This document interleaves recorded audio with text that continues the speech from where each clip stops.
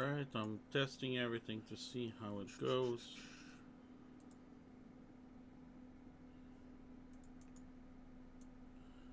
Alright, I'm testing everything to see how it goes.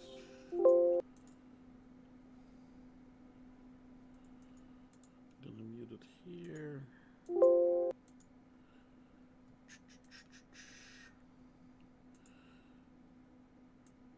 Alright, watch party.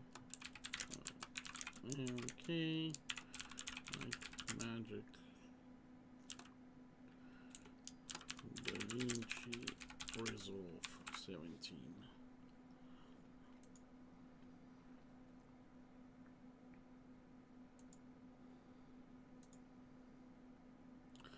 Hello everyone, hello.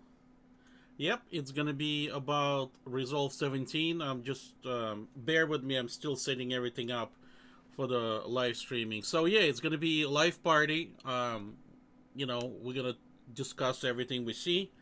Привет, как дела? So just a few more minutes. Let me set everything.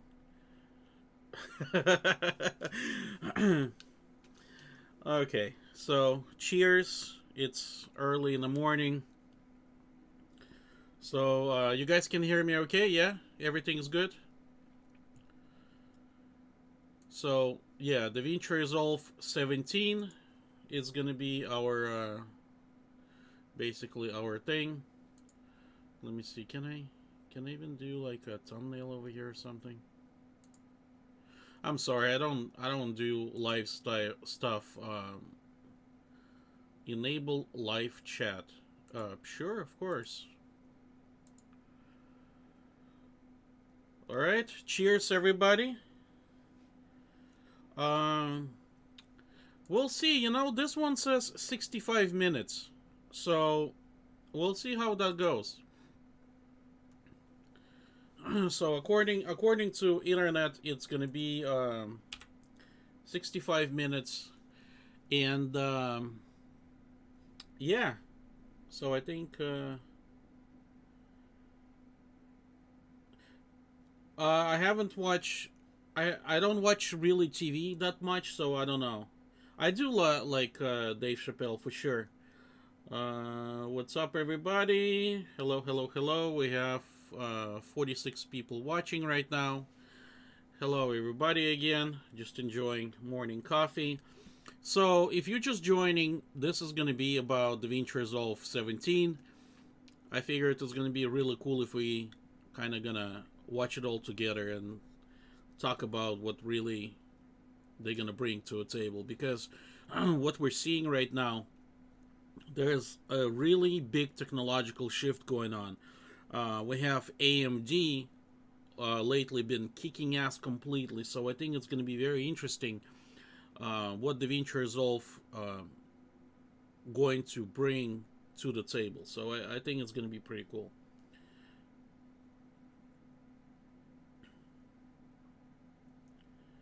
Please provide vlog LUT for Lumix. You know, I don't use Lumix.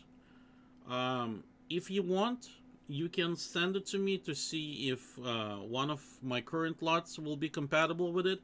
Otherwise, I don't really have access to that camera. I don't really shoot with DSLRs, so I don't know. From India, hello. Cheers from United States. Cheers from sunny San Diego. Yep, we're gonna talk about right now about Davinci Resolve 17. So, if you guys follow the technological trends, kind of like I do, the Mocha gonna have incredible feature. If you're After Effects user, you know they have this really cool plugin called Lockdown, Lockdown or something like that. So the new Mocha 2021 gonna have that lockdown same feature in the Mocha. I'm really hoping they're gonna implement that in DaVinci Resolve. Basically, what the lockdown is, it allows you to track surfaces if they like move around. Because if you do traditional rotoscoping, you cannot, once you bend arm or something like that, you start losing track. Well, with this new feature, Lockdown, you're going to be able to continue automatically track the surface. Um, it's going to be incredible if DaVinci Resolve going to implement that technology in their new version. It's going to be absolutely game changer. You're going to be able to do incredible things with it. So I'm hoping, this is something that they're going to bring to the table. And anyways, let me see. Let me move this thing over here. Okay, so we're not really getting distracted, and then let me bring this thing over here so we can all together see YouTube. All right, Blackmagic design. Oh look, that's me. Okay, so this is gonna be our little background over here. Anyways, so yeah, that's what I'm hoping. 1800 in Sweden. Oh, that's not bad. Still have a chance for a little cup of coffee. So yeah, this is my expectations. This is what I'm really, hoping that's gonna happen with DaVinci Resolve. It's gonna be really one of those incredible features that's gonna change the game. Absolutely, this is the only feature that I'm really excited and looking forward to. So this is, I'm hoping. Anyways, we still have, according to what I'm seeing right now on the screen and what you also seeing, we still have 61 minutes to kill. So why don't we have a little bit Q&A if you guys have some, and we can talk about whatever. I'm not sure, to be honest about preview mode and Fusion. I cannot make Fusion play. I try different computer configurations. The current computer that I use right now is, absolute kick-ass computer. With the Threadripper, with tons of RAM and all that. I cannot make Fusion to play normal. It's so laggy. Like, to me, Fusion is absolutely unusable. So I'm hoping that's what they're gonna do, but we'll see. We'll see. I have no idea what's gonna happen as of right now. Okay, give me 1 sec. I need to readjust camera really quick. I'm gonna disappear just briefly for 1 second. Okay, don't get alarmed. I'm still here. Just have to readjust a few things. This camera kind of prone to freezing randomly. I'm still here. Okay, so let's see.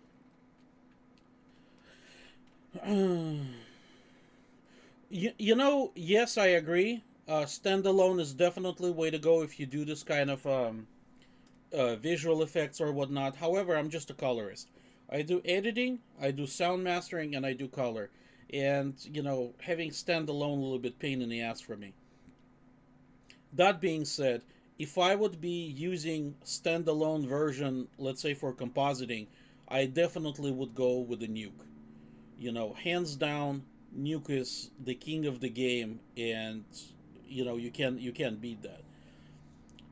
Fusion hopefully will catch up, but as from what what I've been used and seen, nothing beats Nuke. It's absolute monster in the game in compositing. And to be honest, I'm not even really thrilled the fact that Fusion even part of DaVinci Resolve.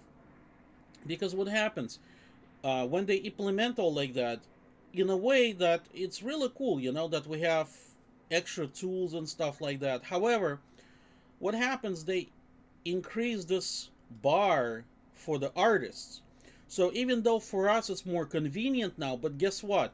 Now for the same price, let's say that if you're getting hired, they're gonna expect you to do compositing, audio mastering, and all that. And it's not how it works. You have an editor, you have a colorist, you have audio engineer, and then you have somebody who does compositing. So when they jam everything in one software, clients gonna be expecting us to be able to cover every single aspect of that for the very same price. And this is really bad for the industry. It's kind of like, I'm gonna give you a simple example, and I'm gonna come back to the questions. I see you guys posted a lot of stuff. Like, simple example, I recently posted my insider knowledge DaVinci Resolve course, and I put the price on it. And a lot of people saying, well, why don't you make it cheaper? The reality of it, I'm not put the price because I'm some kind of a greedy asshole. I can put the software for $1 online, okay? What happens? If people like me gonna start putting knowledge, the information, so cheaply, never expect you or anybody else to get paid for what you do.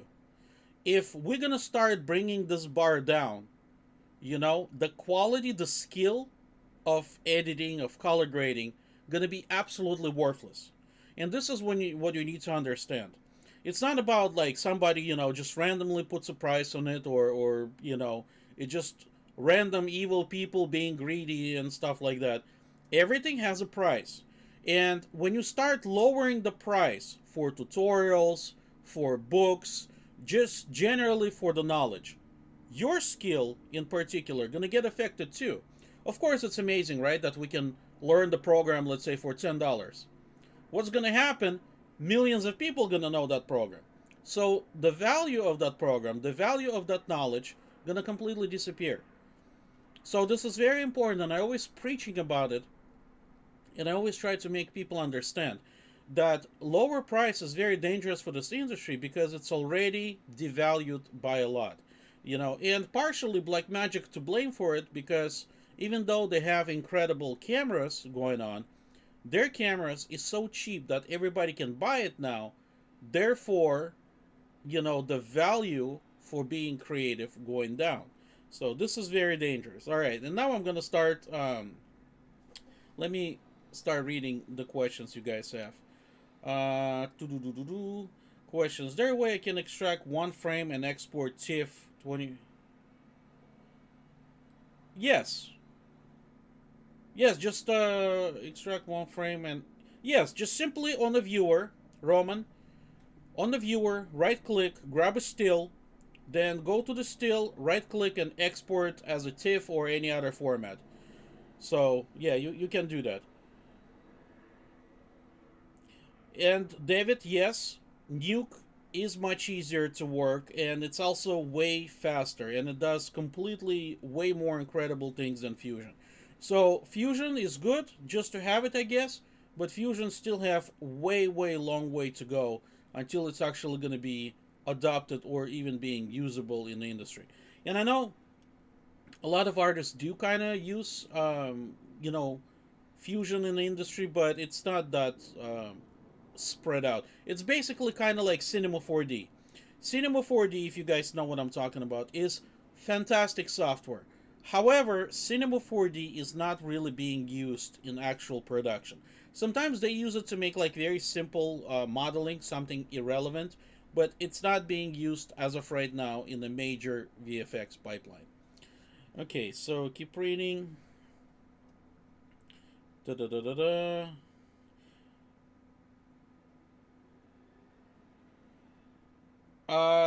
NVIDIA GeForce 730. It's very old graphics card. You probably most likely can still use it, but don't expect any good performance out of that card.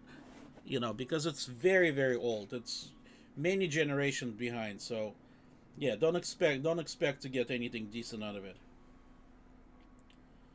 And yes, it's true. Now we have to do 5 jobs. And what happens? They want to pay you for one job.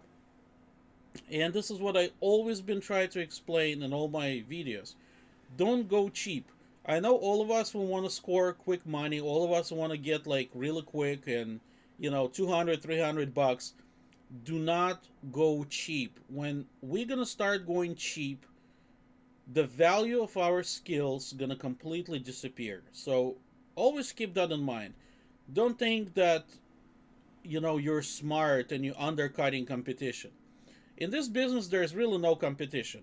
You're getting selected generally because of not that you know the software, but because of your personal touch. So don't look at other artists and thinking, oh, they're my enemies, they're my competition. That's not how it works. You're being picked specifically for your skill. And unfortunately, now they expect us to do all this kind of crap, and it's not going to happen.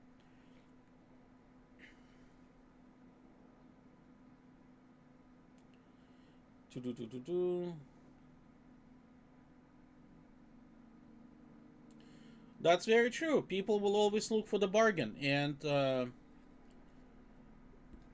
you know, those kind of bargains is they just simply killing the industry. That's what it is. It started a few years ago. Um, with the cheap books and with the cheap stuff, and now that we have all those third party platforms that you can go ahead and buy like $5 tutorial whatnot. Unfortunately, the industry started becoming so clustered with the low level artists and talents and whatnot. It just, we're going to start seeing some interesting stuff. And I don't want to scare you, but as a backup, have another kind of job or skill that you can always relate to, because this industry has been going down very, very quickly, and it's kind of alarming.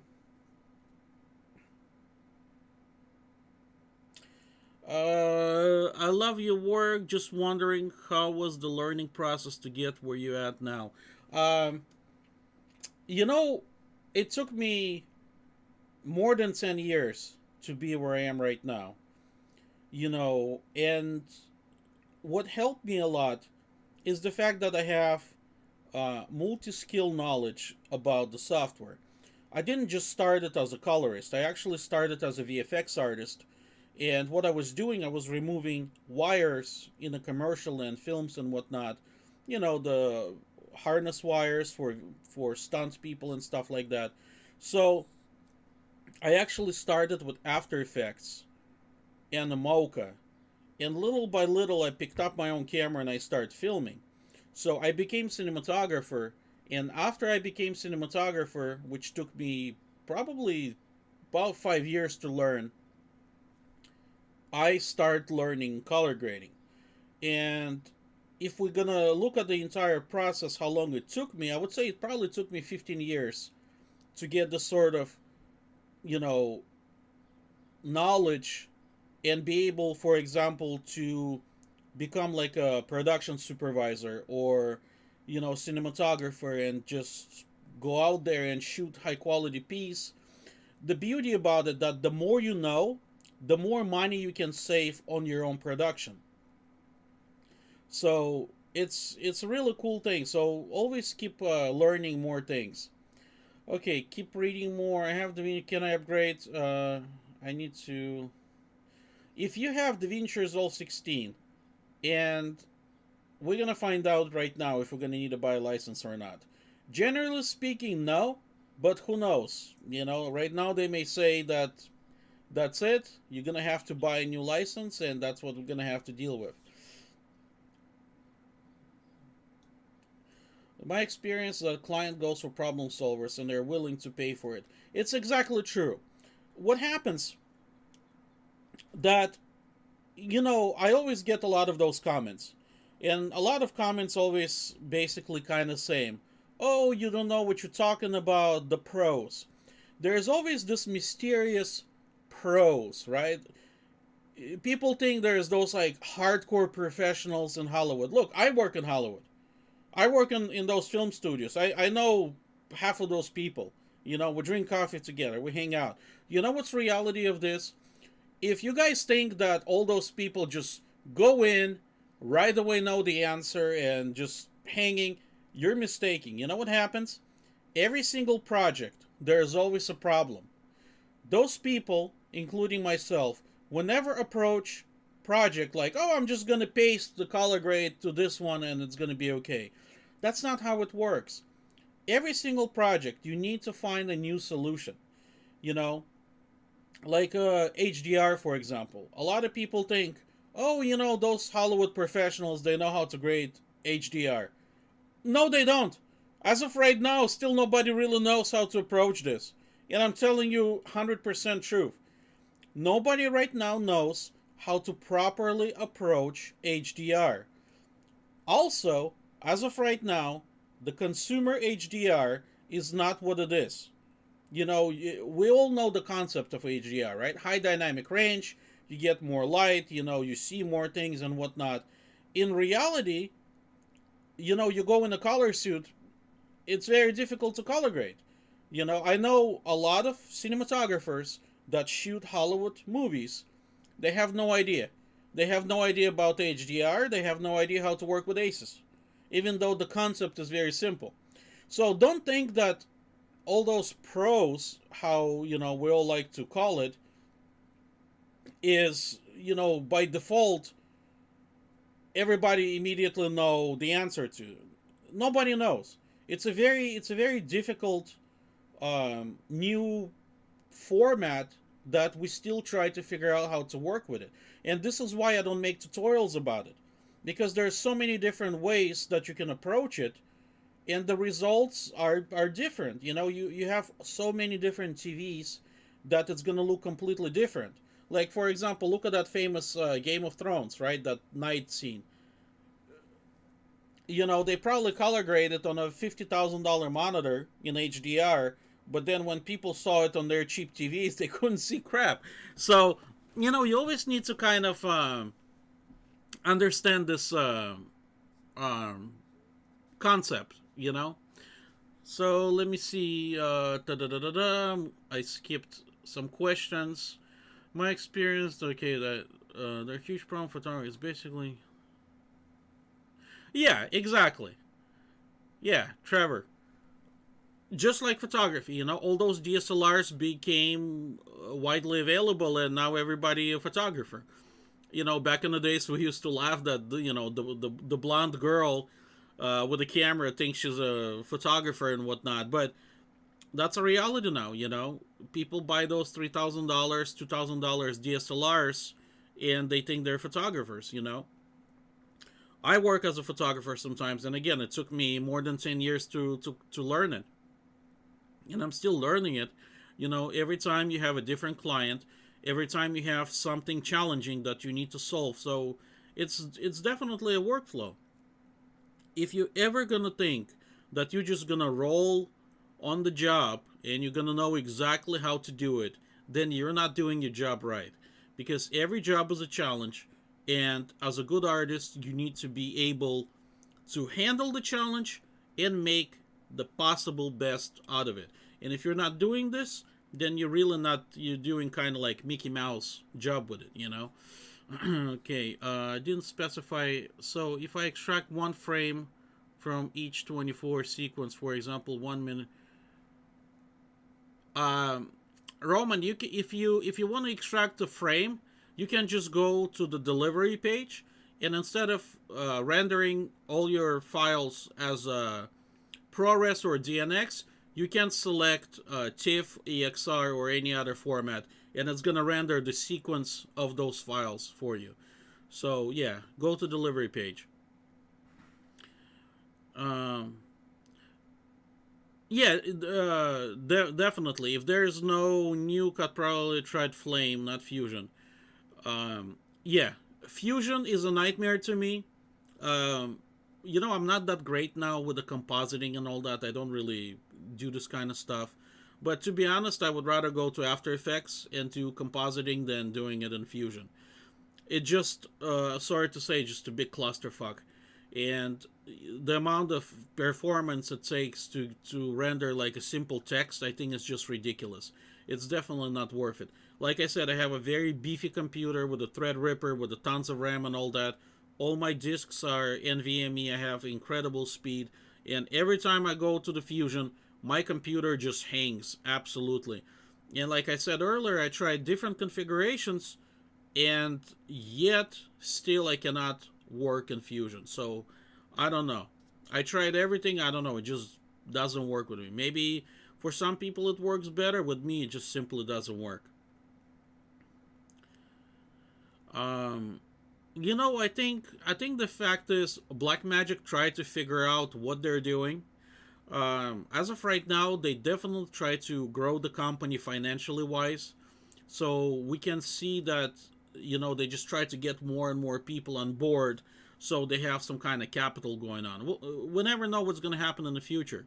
Like, I predicted, well, damn, Corona happened, but I predicted that at some point Blackmagic definitely going to start releasing dedicated monitors. So probably maybe next year we're going to see.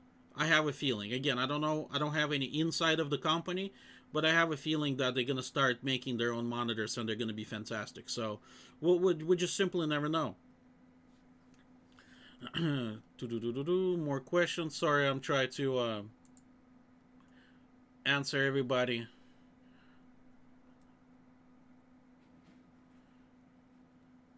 I have a hard time finding out how to do things when I never done it before. The best thing you can do if you haven't done something, look on a YouTube, but always look at the credible people. Don't just find somebody who's preaching, because there's a lot of people on YouTube, making tutorials and whatnot, and they think they're experts. And a lot of times people tell me the same thing. They're like, "Oh, you're a YouTuber." I'm not a YouTuber. I'm doing it because I simply, sincerely want to help the community. My main work, I work as a cinematographer and I work as a colorist.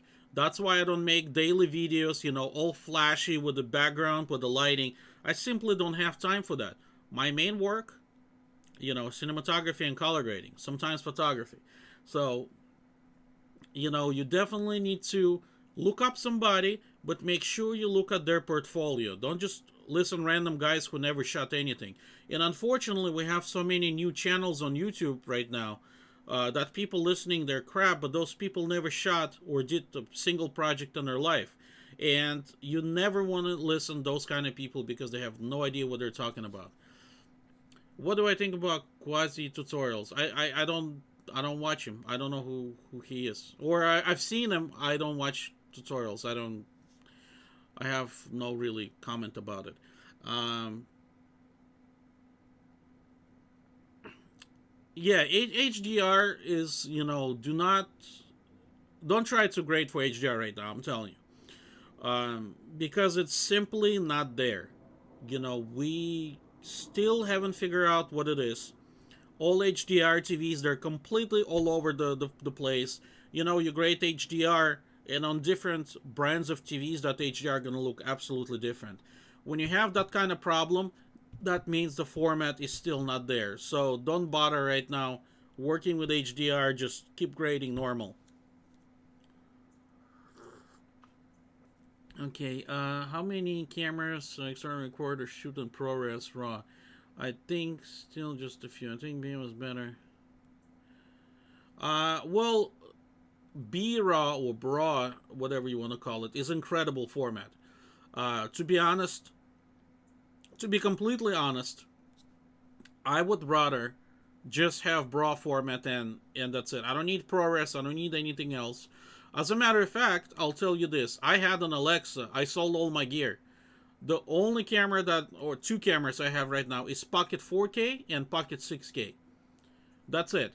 And, the B-RAW is all I'm shooting. I don't care about any other formats. It's excellent. It's better than Alexa, in my opinion. It's better than Red. Again, I'm not being sponsored by what I'm saying. It's a personal experience. It's fast. It's not heavy. It just blazes through. And the quality of those cameras, like I said, are just like Alexa, but in a way smaller package. So problem is, when you have a big giant camera, you're not going to be able to film that much. When you have small camera, you go and you film.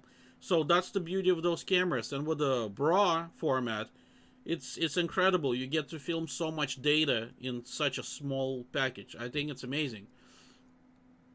Hello from Austria. Excited. Guten Morgen.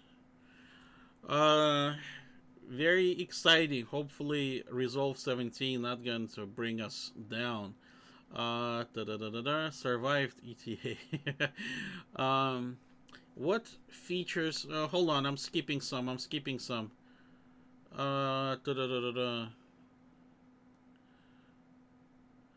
Will Grant be in sync today? Who knows? Who knows? Do you think BM will come out with a pocket cam with a decent battery solution? You know, battery solution sucks on Blackmagic camera. However, um, I think that it's good enough for us to really not complain about it. You know, that's how I honestly see it. I think it's incredible, and it's slightly inconvenient. If they would use Sony batteries, you know, the little bigger ones, that would be excellent. But in that case, it probably won't be a pocket camera anymore. So, you know, what do you think? I have worked for 30 and still learn. Exactly. Like, you never stop learning. You never stop learning. Once you stop learning, you're not doing your job right. Rainy, hello from Costa Rica. Hope to hear something about Result 17. Well, according to the clock, what we have here, we have 37 minutes. And then we're all going to be watching it. Uh, Runix HD, hope pronounced correctly. I'm doing good. Drinking my morning coffee. So, very excited to talk to all of you guys. You know, I have all those processors. I tried Intel, I tried i9, Threadrippers, whatnot. It doesn't work for me. Like, if the system was slow when I barely start doing something, I can't work on that. That being said, I'm not doing visual effects seriously for clients, so really, in a way, it doesn't matter. If I need to do compositing, I'm just gonna pop it in After Effects and do it there. Georgi Christoph, hello, привет. Okay, are we expecting any hardware? We never know. We never know. Who knows? Maybe they're gonna drop a bomb right now. We never know with those guys. They're unexpected and they're fast. I hope it's gonna be available for download immediately after presentation. That's gonna be very exciting.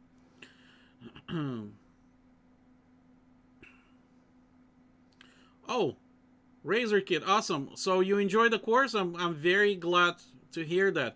I'm gonna start recording even more advanced course as soon as Resolve 17 gonna pop. This time I waited like a year before I recorded the course, but this time I'm gonna get completely on it.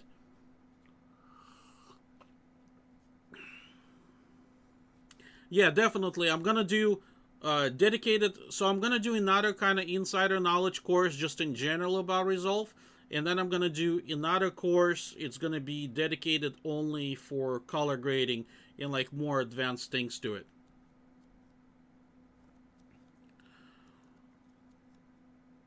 Like I said, I don't watch him.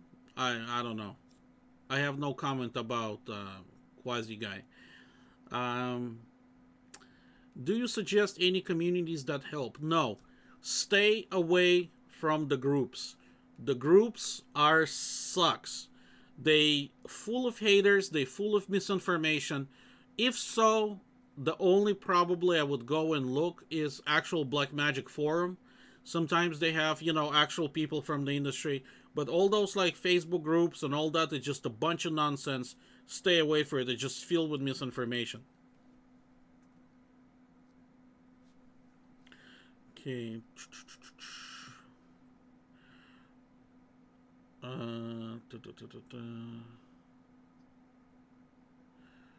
Man, oh man, so many comments, so many comments. Try to keep up. Sorry, I'm try to.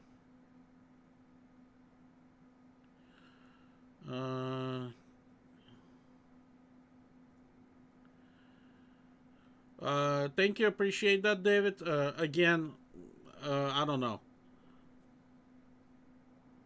I don't know. Like I don't watch him.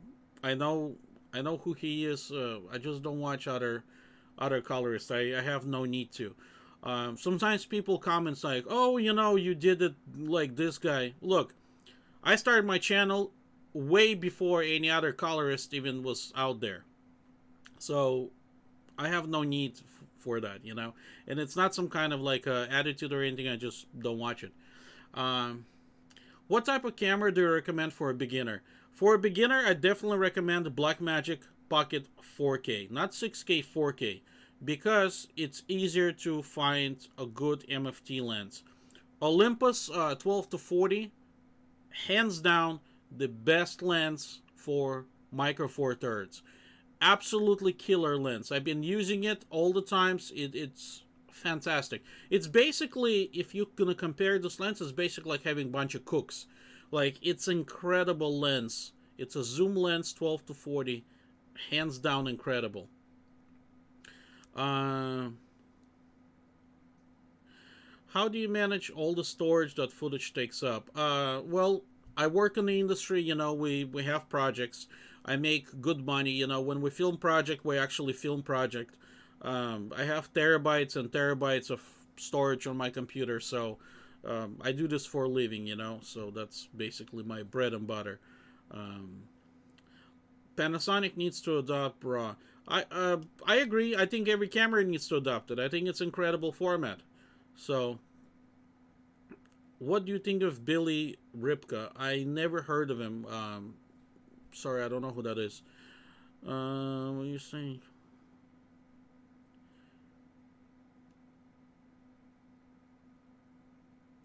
Um, again, I don't know. I don't know anything about the Quasi guy. I have no idea.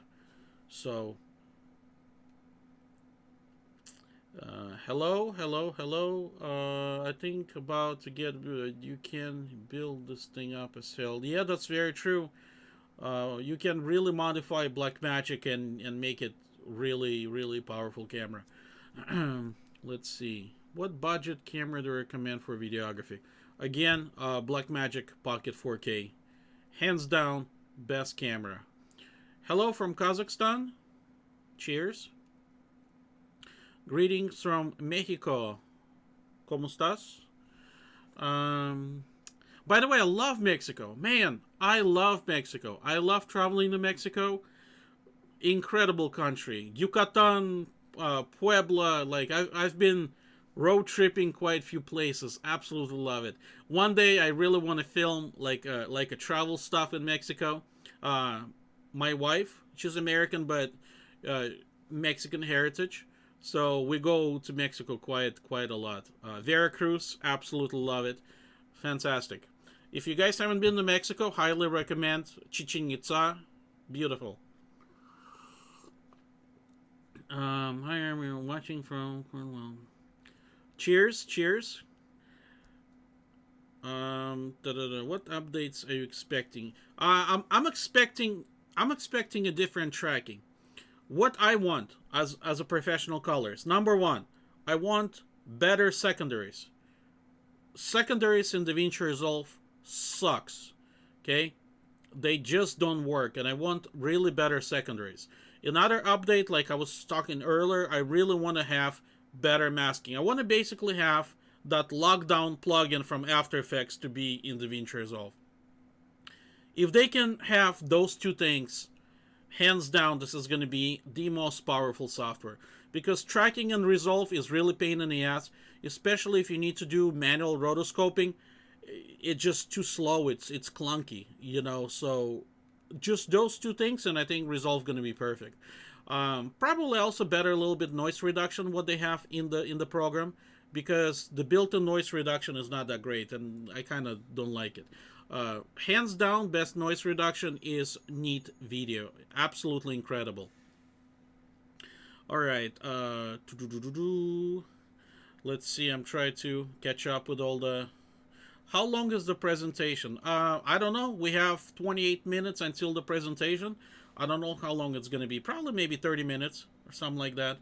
So you guys can see it on my little screen over here.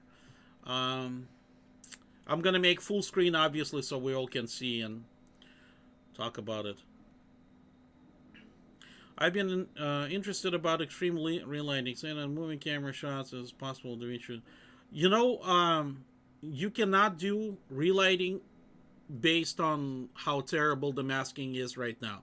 You can use Mocha Open Effects plugin, and like I said, the new Mocha 2021 gonna have incredible feature. It's gonna have a lockdown feature, like that plugin for After Effects in the new Mocha.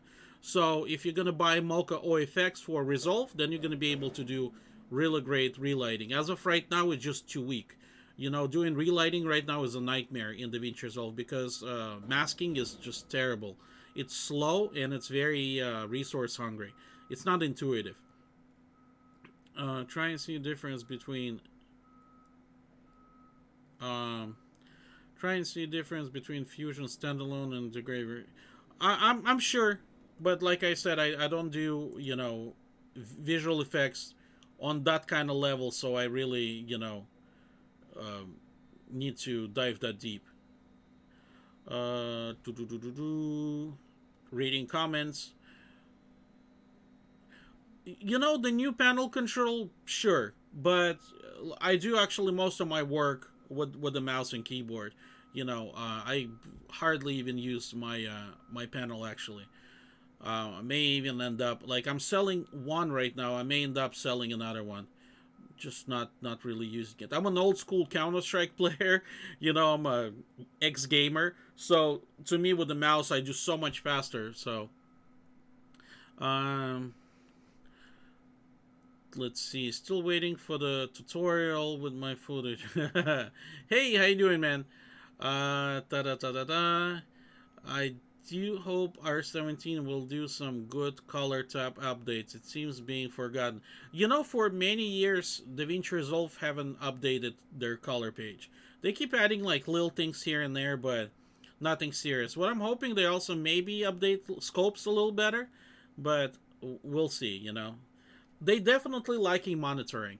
I wish they would do something with the monitoring like I was talking earlier. So when we grade for HDR, for example, we have some kind of guidance. What's really going on, because the current scopes in DaVinci Resolve, actually all of the scopes out there on the market, they're they're still not that great, in my opinion. They could have done better.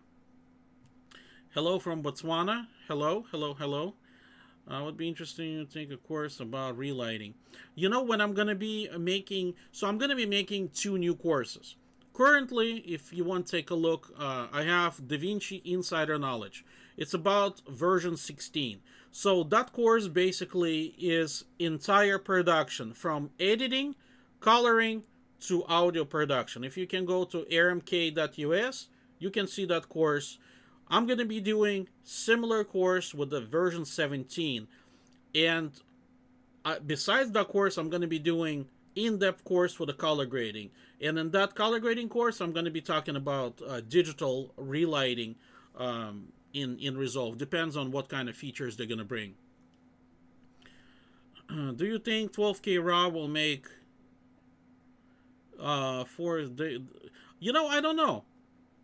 I don't know. As of right now, I'm completely okay with their data. So maybe they'll make it a little bit faster. Who knows? Hello from Latvia. Do you think BMC full frame coming?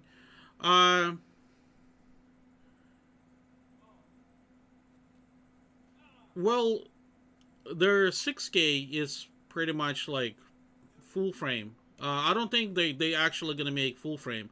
6K Super 35. Uh, so yeah, I don't think so. Because for film, it's they probably not gonna do full frame. What they might do actually, they might do 70 millimeter, like a medium format. That would be incredible. That would be actually very incredible. But that being said, if they're gonna do that, then we have to pay probably $5,000-6,000 for lenses. So I don't think that's the workflow that they want to go. They should add audio in Fusion. They should. But with the Fusion, I really have no strong comments. I actually thinking. Yes, I'm thinking to do also a course about Blackmagic cameras. I know all those cameras in and out. I've been using since original camera. I used all of them. So yes, that's also another course I'm going to be releasing sometime soon.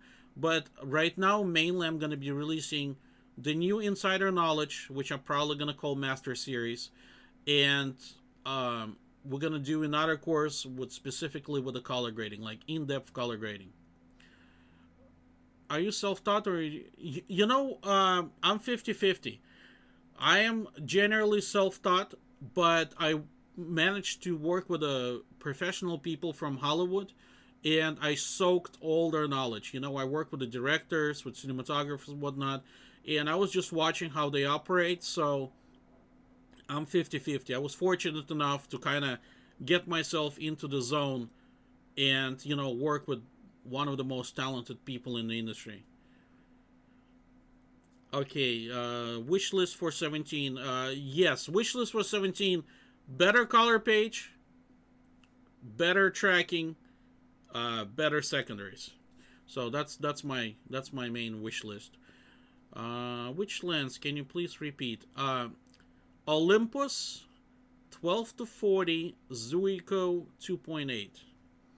And if you're gonna go to the links below this video to my gear, I have all the gear listed and you can see exactly what I use. It's a current gear, everything up to date, so it's all somewhere below.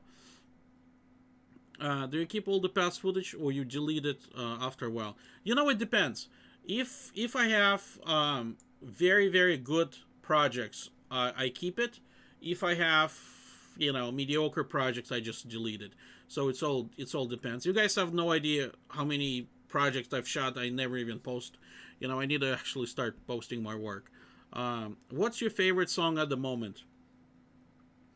My favorite song at the moment. Uh, Probably Unforgiven Metallica. Original Unforgiven. Yeah. Or Enter Sandman. Love it. I'm a huge Metallica fan. Um, Hello from Kazakhstan. Okay. Hello from Germany. Guten Morgen. Hello from South Africa. Do you have any old cinematographers? You know, no. I don't. Not that I don't admire their work. Obviously, they're pioneers of their work.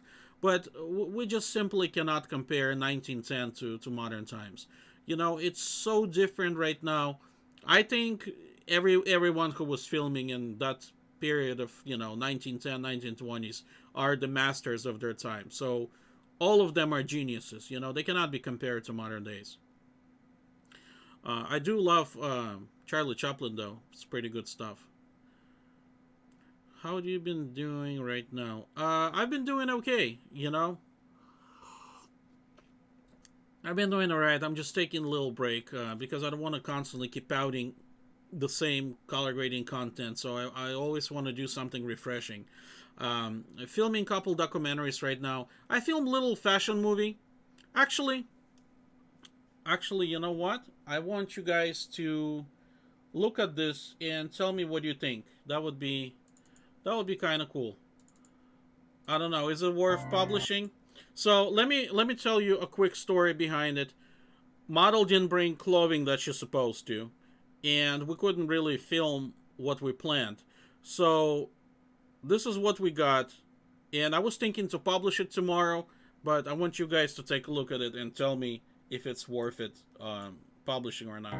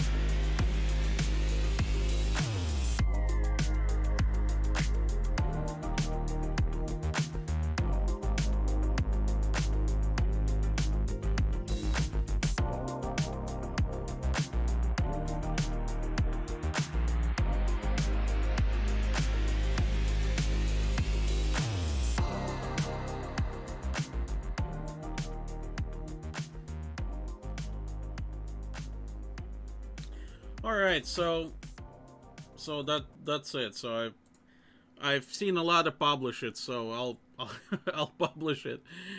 Yeah, it is. It's not good enough. I agree. I completely agree.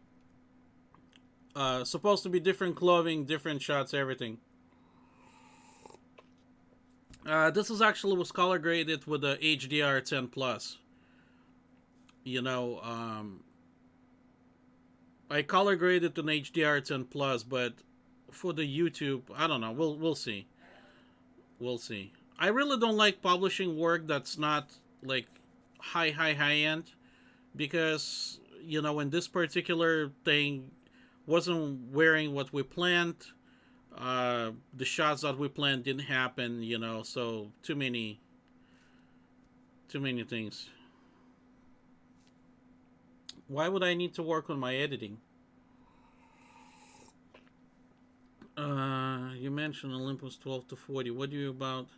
I don't like having extra glass in front of my camera. So, least amount of glass is better.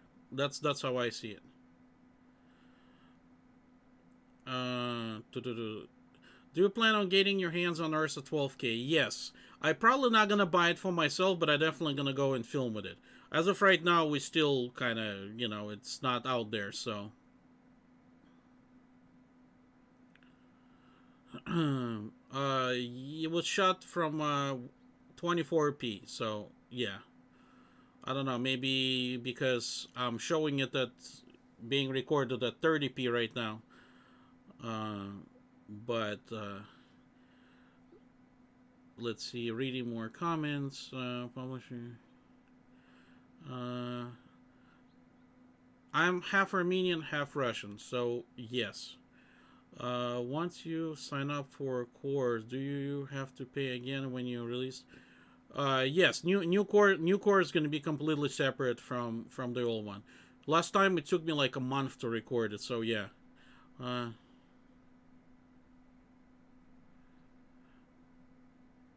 Let me buy your console, please.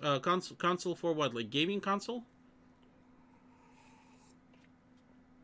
So if you want to have like a latest and greatest, probably wait until I publish the new one. I did publish on Udemy, but they have so much BS going on. I probably gonna unpublish the current course, and I'm just gonna be publishing everything on my website straight. So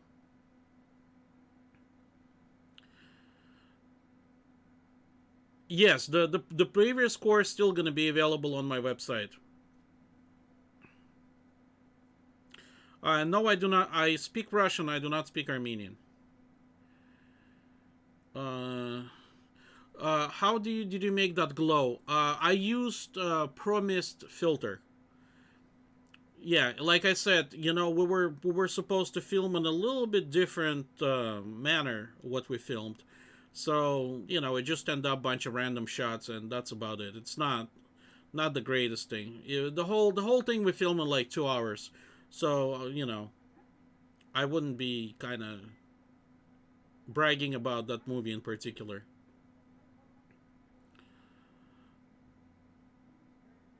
Hello, everyone who's joining. What do you think about 3D programs like Blender? Blender is freaking awesome.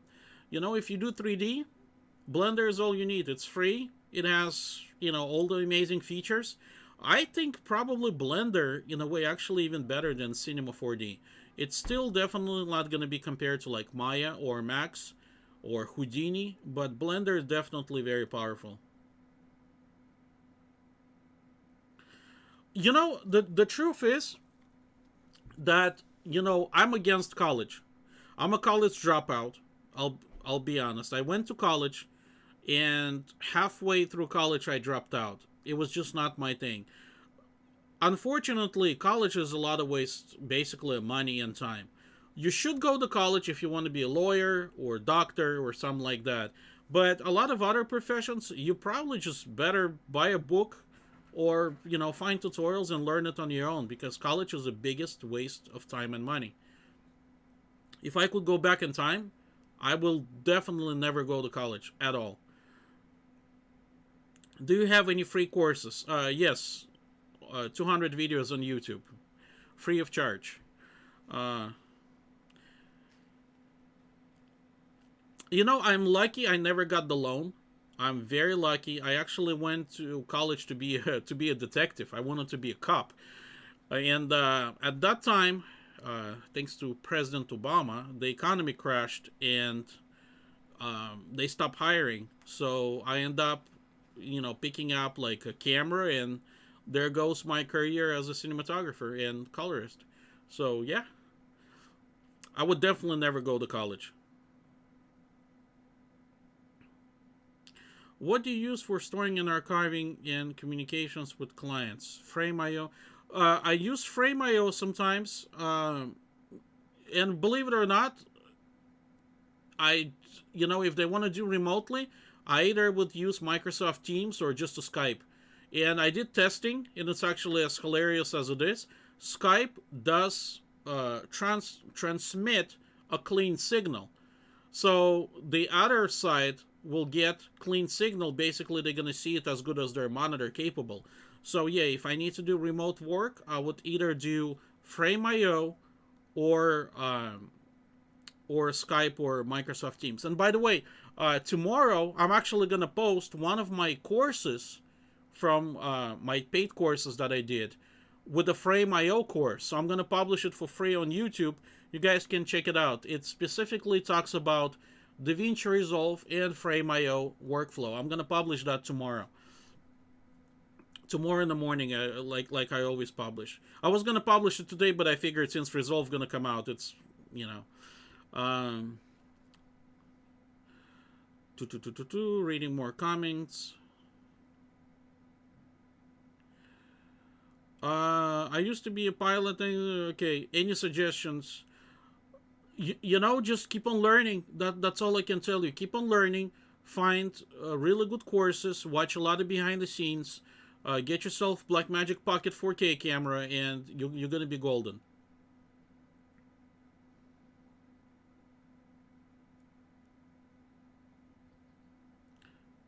Elevator cabins. Yeah, Cinema 4D. I like Cinema 4D. I used to work at some point of my life in Cinema 4D. Really nice software. Actually, I think Cinema to me is the most comfortable to work. Do you have a preferred lens for Pocket 6K? Um, Sigma Art.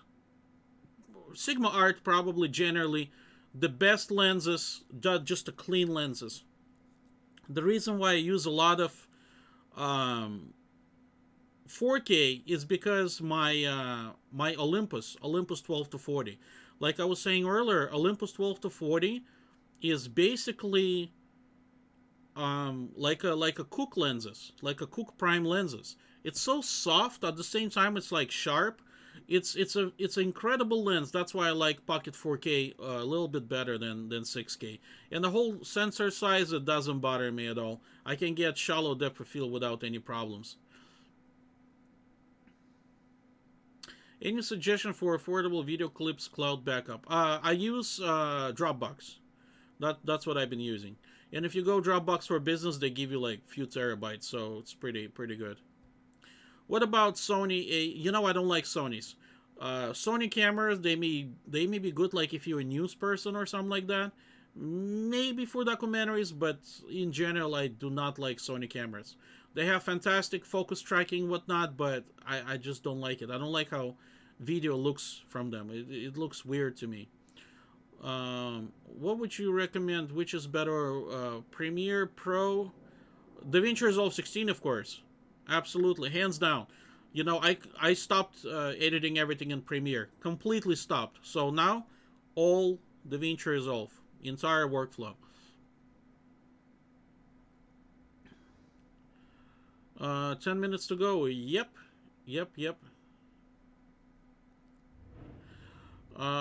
For your first, my first serious camera ever was T2i. Yep, Canon T2i, and I still got it somewhere. So Canon T2i, my first serious camera. My first serious professional camera, Blackmagic 2.5K, the original pre-order, baby. I remember when I took the camera to film, I had a couple people on the street came up to me. They wanted to take a look at that camera. I was like a celebrity with it. How is P3 color space different than Aces?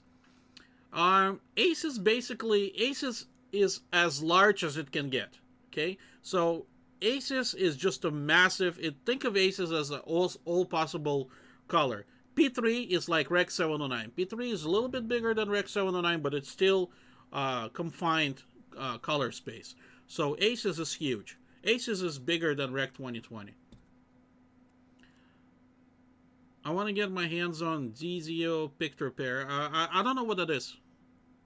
Maybe I know, but please specify. Too many technological things. Oh, actually, let me show you something really cool. I'll be right back.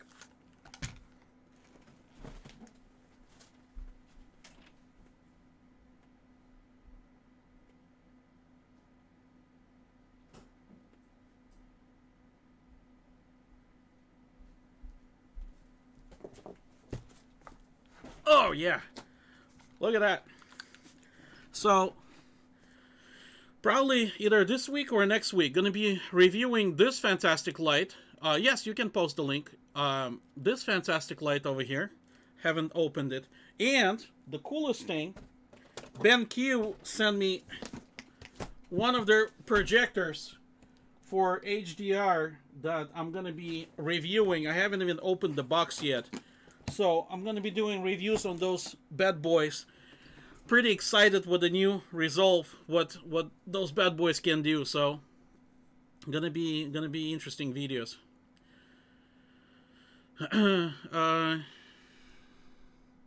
How do you develop LUTs? Did you match? My LUTs are basically completely clean, like my origami LUT for Blackmagic. They're completely clean signal from the sensor. I'm not gonna tell you how I developed it because it's my secret, but they're absolutely clean. So you get very nice image from the sensor. It's very organic, very natural, and yeah, side by side they will make your camera look like Alexa. Let's see. Okay, let me copy it, and I will post it. All right. Copy. Okay, I will take a look. Let me see. Let me open.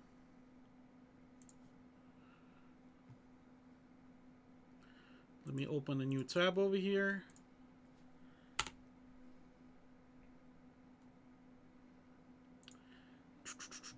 DZ. Oh, okay. You know, I never seen those. So I haven't seen those lenses. I never worked with them. Can we get your opinion on BM Color Science 5? Color Science 5 is absolutely amazing. Color Science 5 and my origami, by the way, do cover the new Color Science 5. Will make your Blackmagic to look exactly like Alexa. That's why I sold my Alexa. You know, as of right now, I see no point actually buying Alexa. Little Pocket makes exactly like it. Any recommendation for color grading black and white? Yes, use individual RGB channels. You'll get better results. 5 minutes to go. Yay. Let's see. Yep, true. 5 minutes to go. We're going to have the full screen broadcast over here. Actually, let me make full screen right now so we all can watch.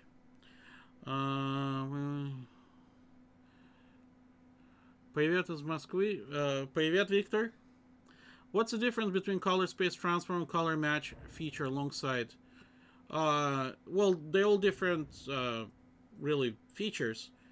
Color space, you transform color space from one to another one, which I don't recommend doing.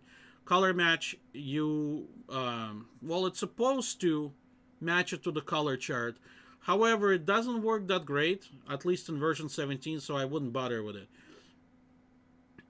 Can I use Davinci Resolve 16 for animations like After Effects? If you're gonna use Fusion, yes, but I wouldn't do it. It's gonna suck all your resources. You're not gonna be able to do proper animation. I learned a lot from it when I started using BM and Top Color. So, oh, cheers. Awesome. I like to hear that. How often do you do this kind of streams? I don't do that often, but if you guys like those kind of streams, let me know. I'm gonna start doing them more often. Peter Lucha. Well, let's not start a fight here, guys. Found it with Fusion. Okay, I have original. Can I use BMD? I don't think so. I don't think they support that back of the cameras. Can I hire you for a private course over the net? Yes, if you want to send me email to my website, send it to me. We'll talk about it. Yeah. If you guys like those little podcasts, like a Joe Rogan podcast, I need to shave my head. Yeah, we can do it more often. Why not? Cheers, cheers, cheers.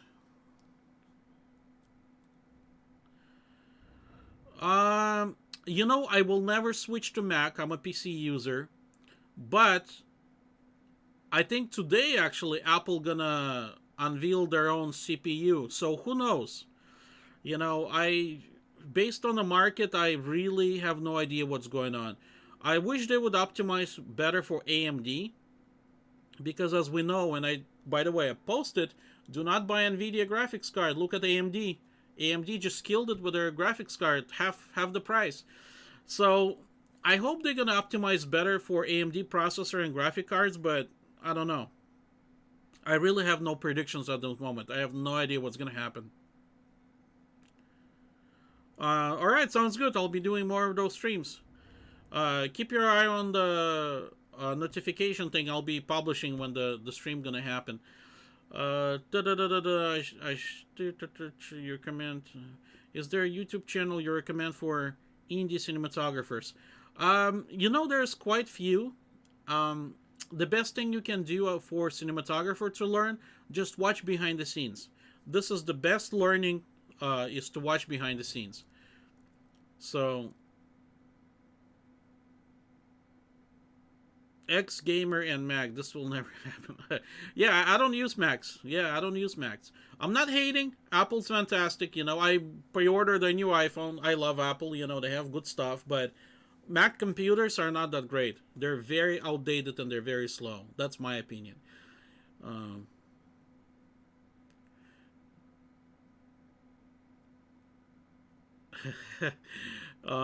Yeah, I'll catch up with Rogan. I'm gonna have Elon Musk next time on a podcast.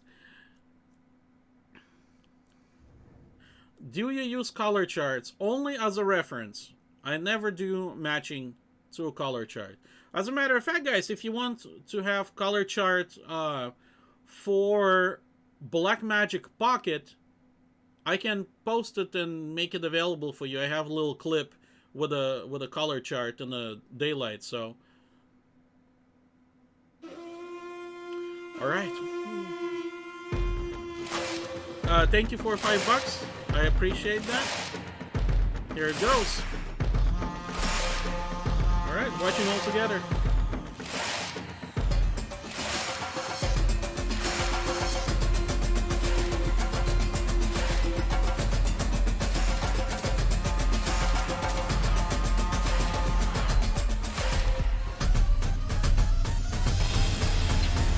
No, it would be still a little bit slow.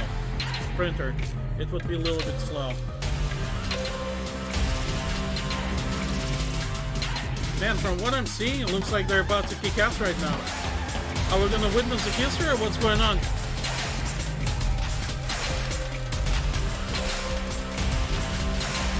That would be awesome.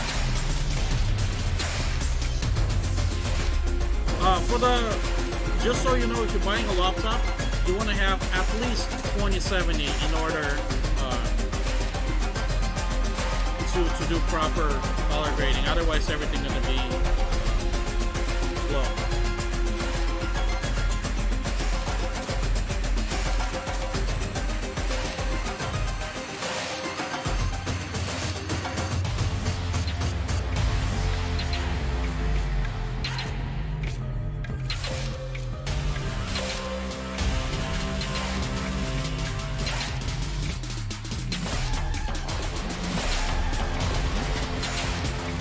think they're gonna kick us right now.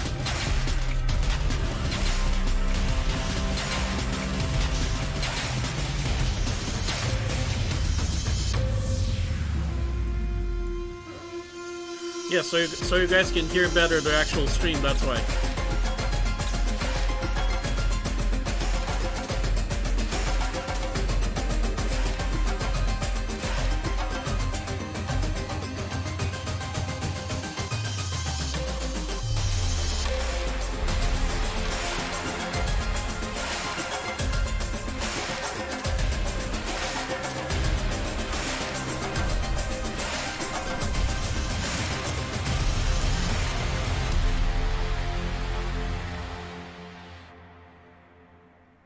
Hi, I'm Grant from Blackmagic Design, and today I'd like to give you an update on what's new with Davinci Resolve 17. Now, with COVID, we're not launching at a trade show like we normally do. Differently. So we thought we're going to be using trainers to show each part of the cut page, but the trainers can show the cut page, but the trainers allows them to show you in detail. Allows them to show you in detail much better because obviously Davinci itself is a really big tool. This is also a very big tool.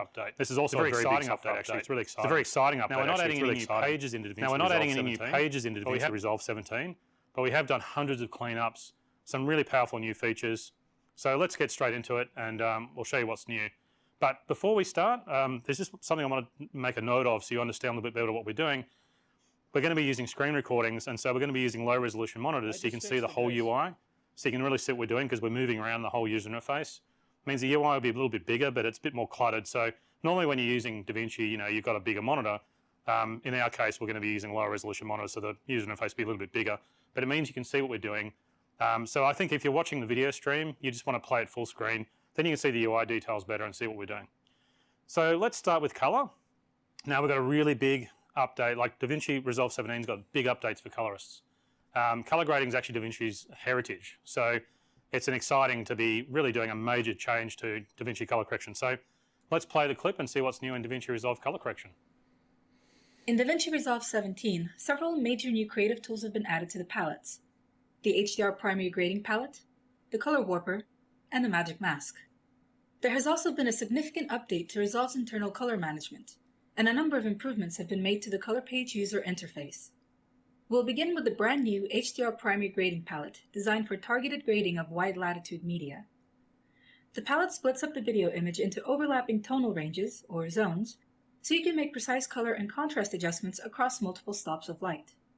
The default palette preset features 6 tonal zones and a global wheel. You can see 3 zones represented at any given time, and shift to the other zones using the banking controls under the palette header. That's incredible. The global wheel affects the entire tonal range of the image, tapering at the white and black point to produce color and luminance changes that feel smooth and natural. Use the familiar control point to change hue, or the exposure and saturation controls to establish the brightness and color intensity. Sliders on either side of the global wheel allow you to adjust temperature and tint. In this example, we have a wide dynamic range image with an underexposed interior and overexposed exterior, a common occurrence in documentary or on-location shooting. After establishing the starting point of the grade using the global wheel, we can go to the options and include it when banking wheels, allowing us to focus on 4 tonal zones at once. Wow. The tonal range of each wheel can be reviewed and customized in the Zones panel. This is incredible. The graph represents the luminance range in stops. The center of the graph, 0, represents middle gray, also known as 18% gray. Clicking on a zone name in the sidebar highlights its position on the graph. The red gradient represents its falloff, an area of gentle transition at the start of a tonal range. Everything beyond the falloff is impacted by adjustments in that range. And, as you can see, there's substantial overlap between the zones, which reduces artifacting when grading. You can drag a zone line to increase or decrease the tonal range. No, this is incredible. Or use the range and falloff fields underneath to change their numeric values. The black zone can be used to establish the darkest region in the frame. When working with overexposed areas, reducing the light zone exposure and adjusting saturation can help bring back details without needing secondary grading tools. An overlapping but more narrow zone, like the specular, can be used to bring out minor detail in the image highlights. Additional global controls can be found at the bottom of the palette. When adjusting contrast, the HDR palette eliminates unwanted saturation changes, resulting in perceptually uniform color intensity as you raise and lower contrast.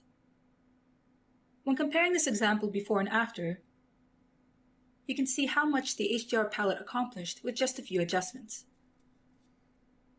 Another addition to the palettes is the Color Warper, For sure. a mesh-based warping tool that allows for quick, intuitive adjustments of color and luminance simultaneously. The expand arrow at the top turns the Color Warper into a floating palette that can be resized for better detail control. There are two ways to start using the Color Warper. First, you can click directly in the viewer and begin dragging to change the values. An orange highlight will indicate your selected control point and its position on the Color Warper grid. The second way is to click within the grid itself to select the necessary control points. Yep, for sure. As you can see, multiple hues can be adjusted on the same grid.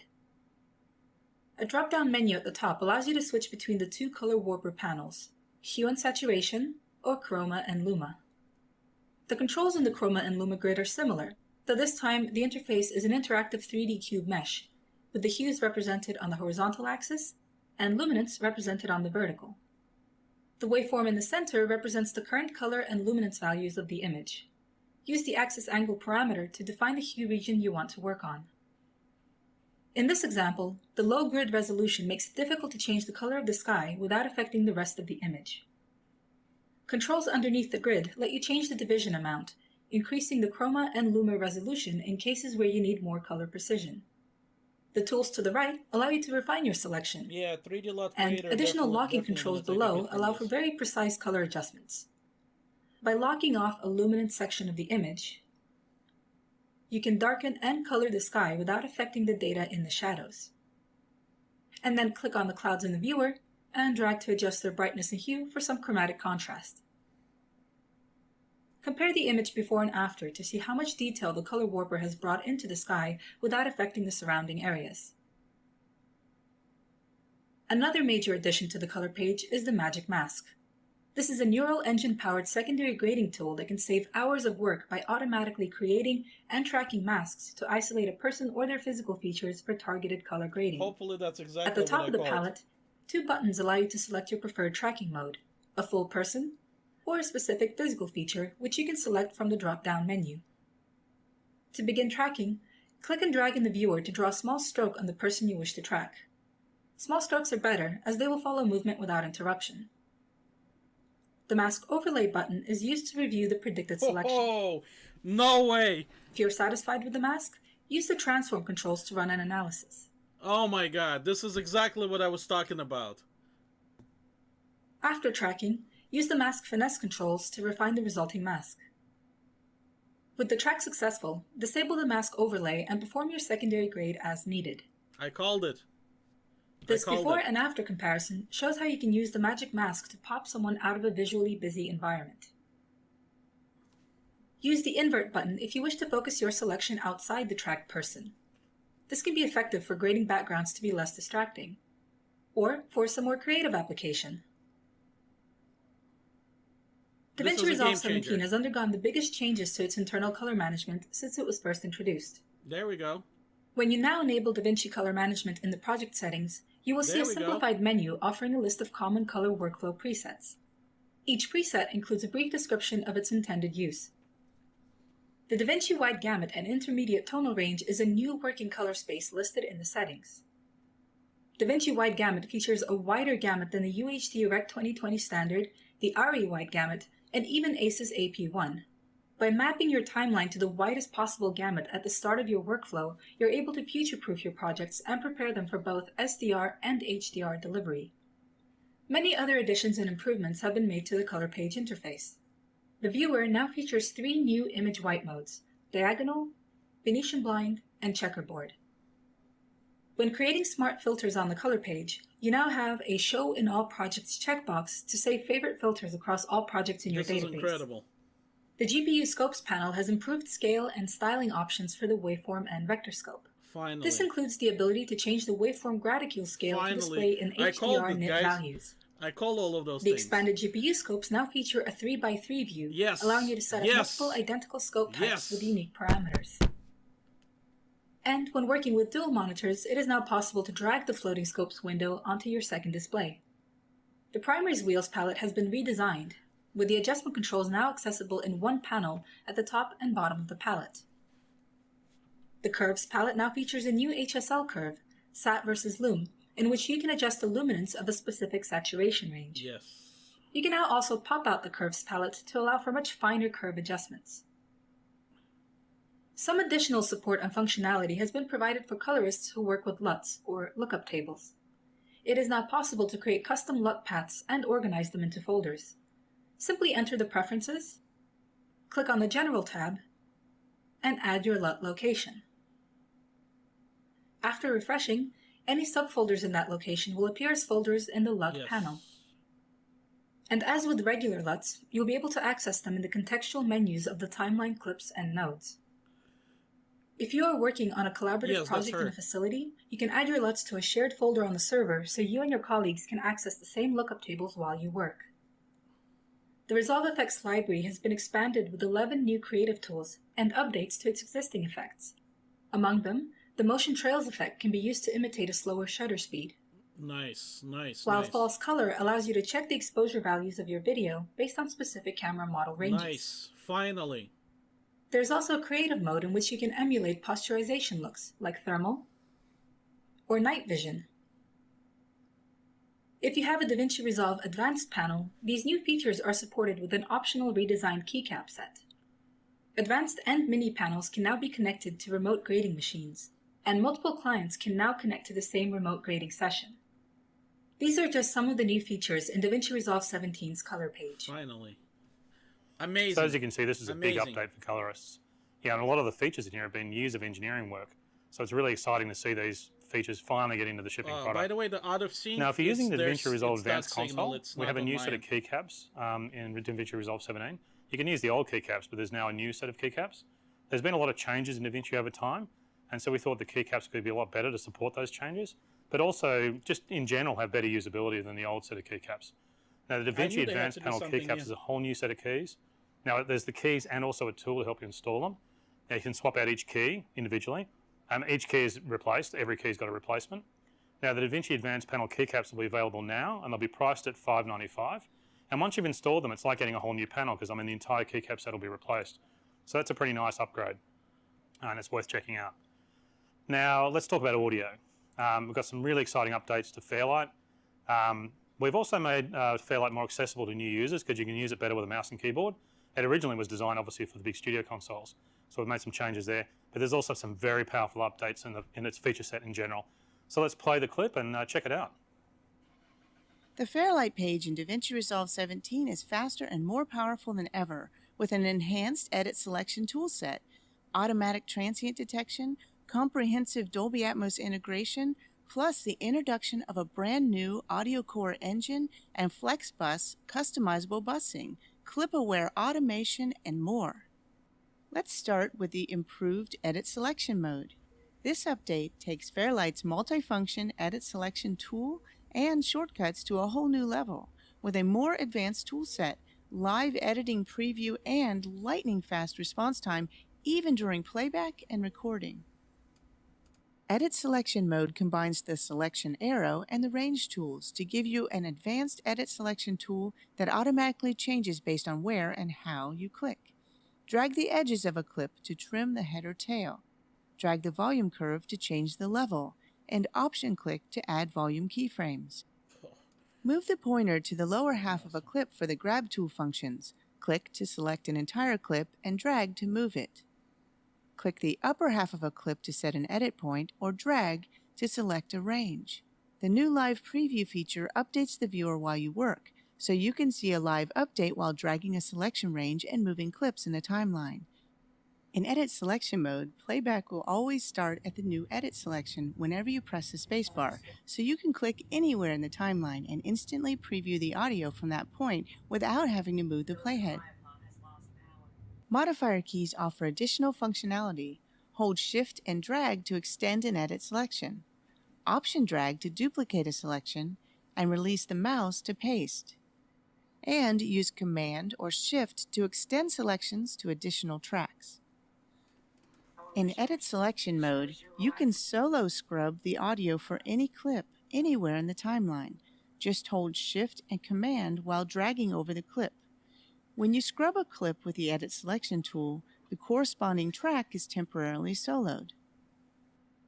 Keyboard shortcuts are the secret to unleashing the full power and speed of Fairlight's Edit Selection mode. For quick access to the Edit Selection toolset, use the right-click context menu in the timeline. Davinci Resolve 17 includes a set of shortcuts listed next to each menu option so you can learn as you go. If you're coming from another system, you can assign your own shortcuts in the keyboard customization window. There's even a Pro Tools preset to make the transition to Fairlight even easier. Use a standard 3-button mouse and modifiers for additional zooming and scrolling options.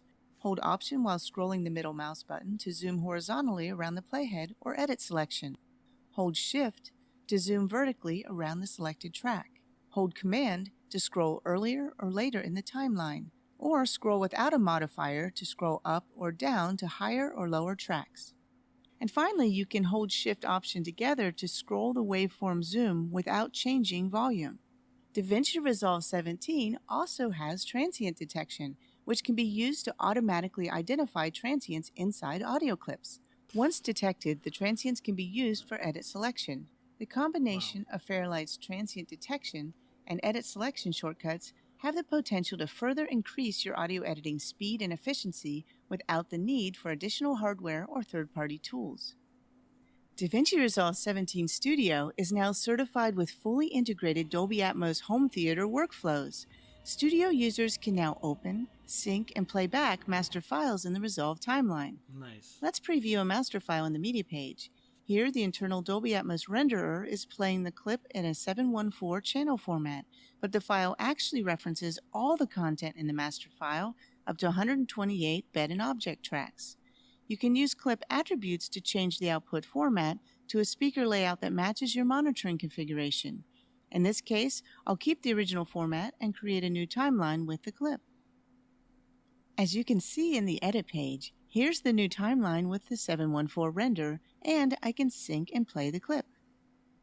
In the Fairlight page, you can see the channels in the timeline and the Dolby badge to indicate it is actually a rendered master file.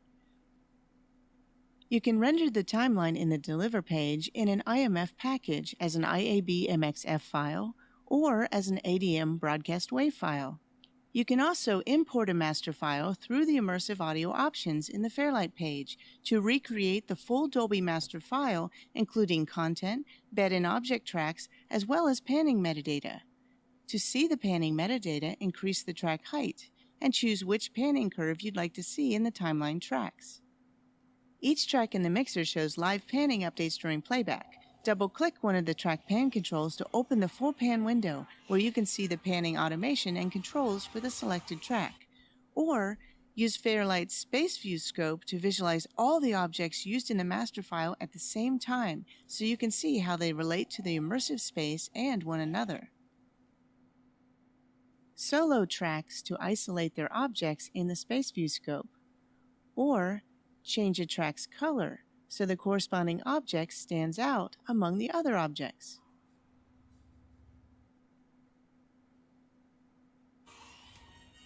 Whether the soundscape sets the mood of a scene. Playback and monitoring is fully integrated with Dolby's internal renderer, so you can monitor, trim, and downmix to standard formats,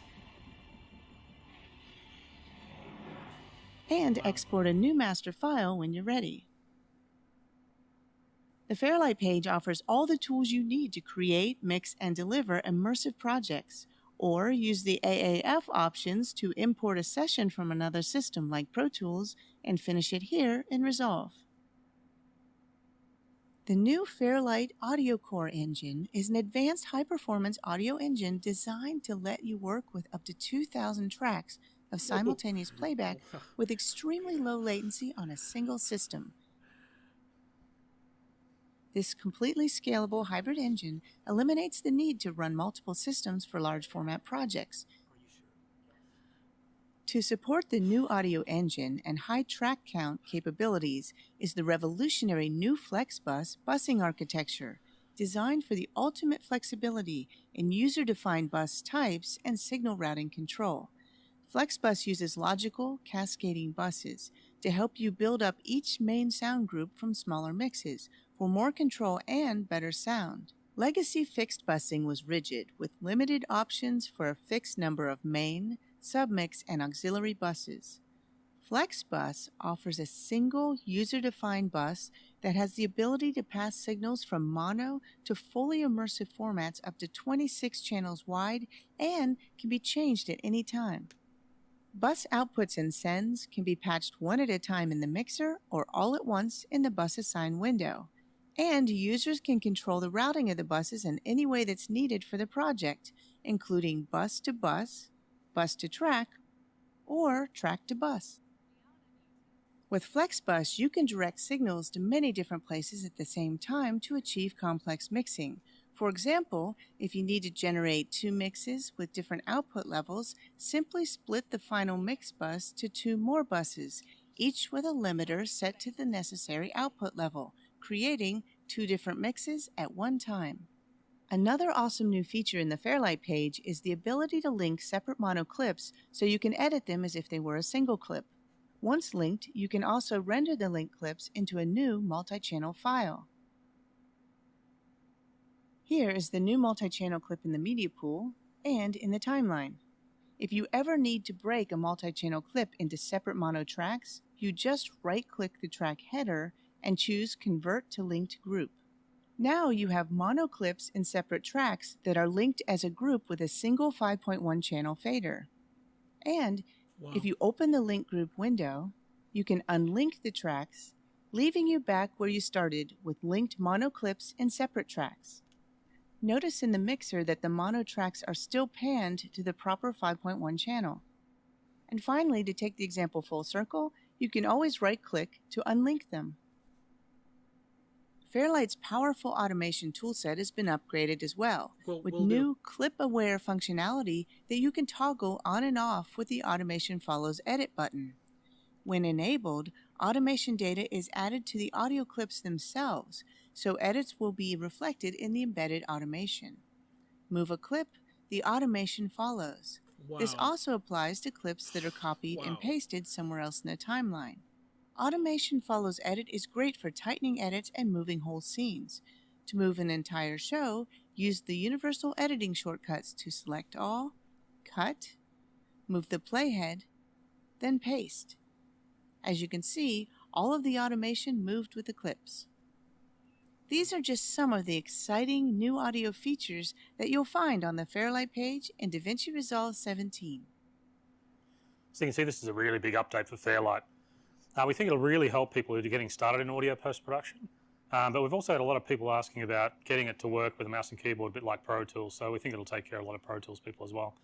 But it's also got some really solid features for traditional Fairlight customers who are using the really big consoles. So it's really got something for everyone, we believe.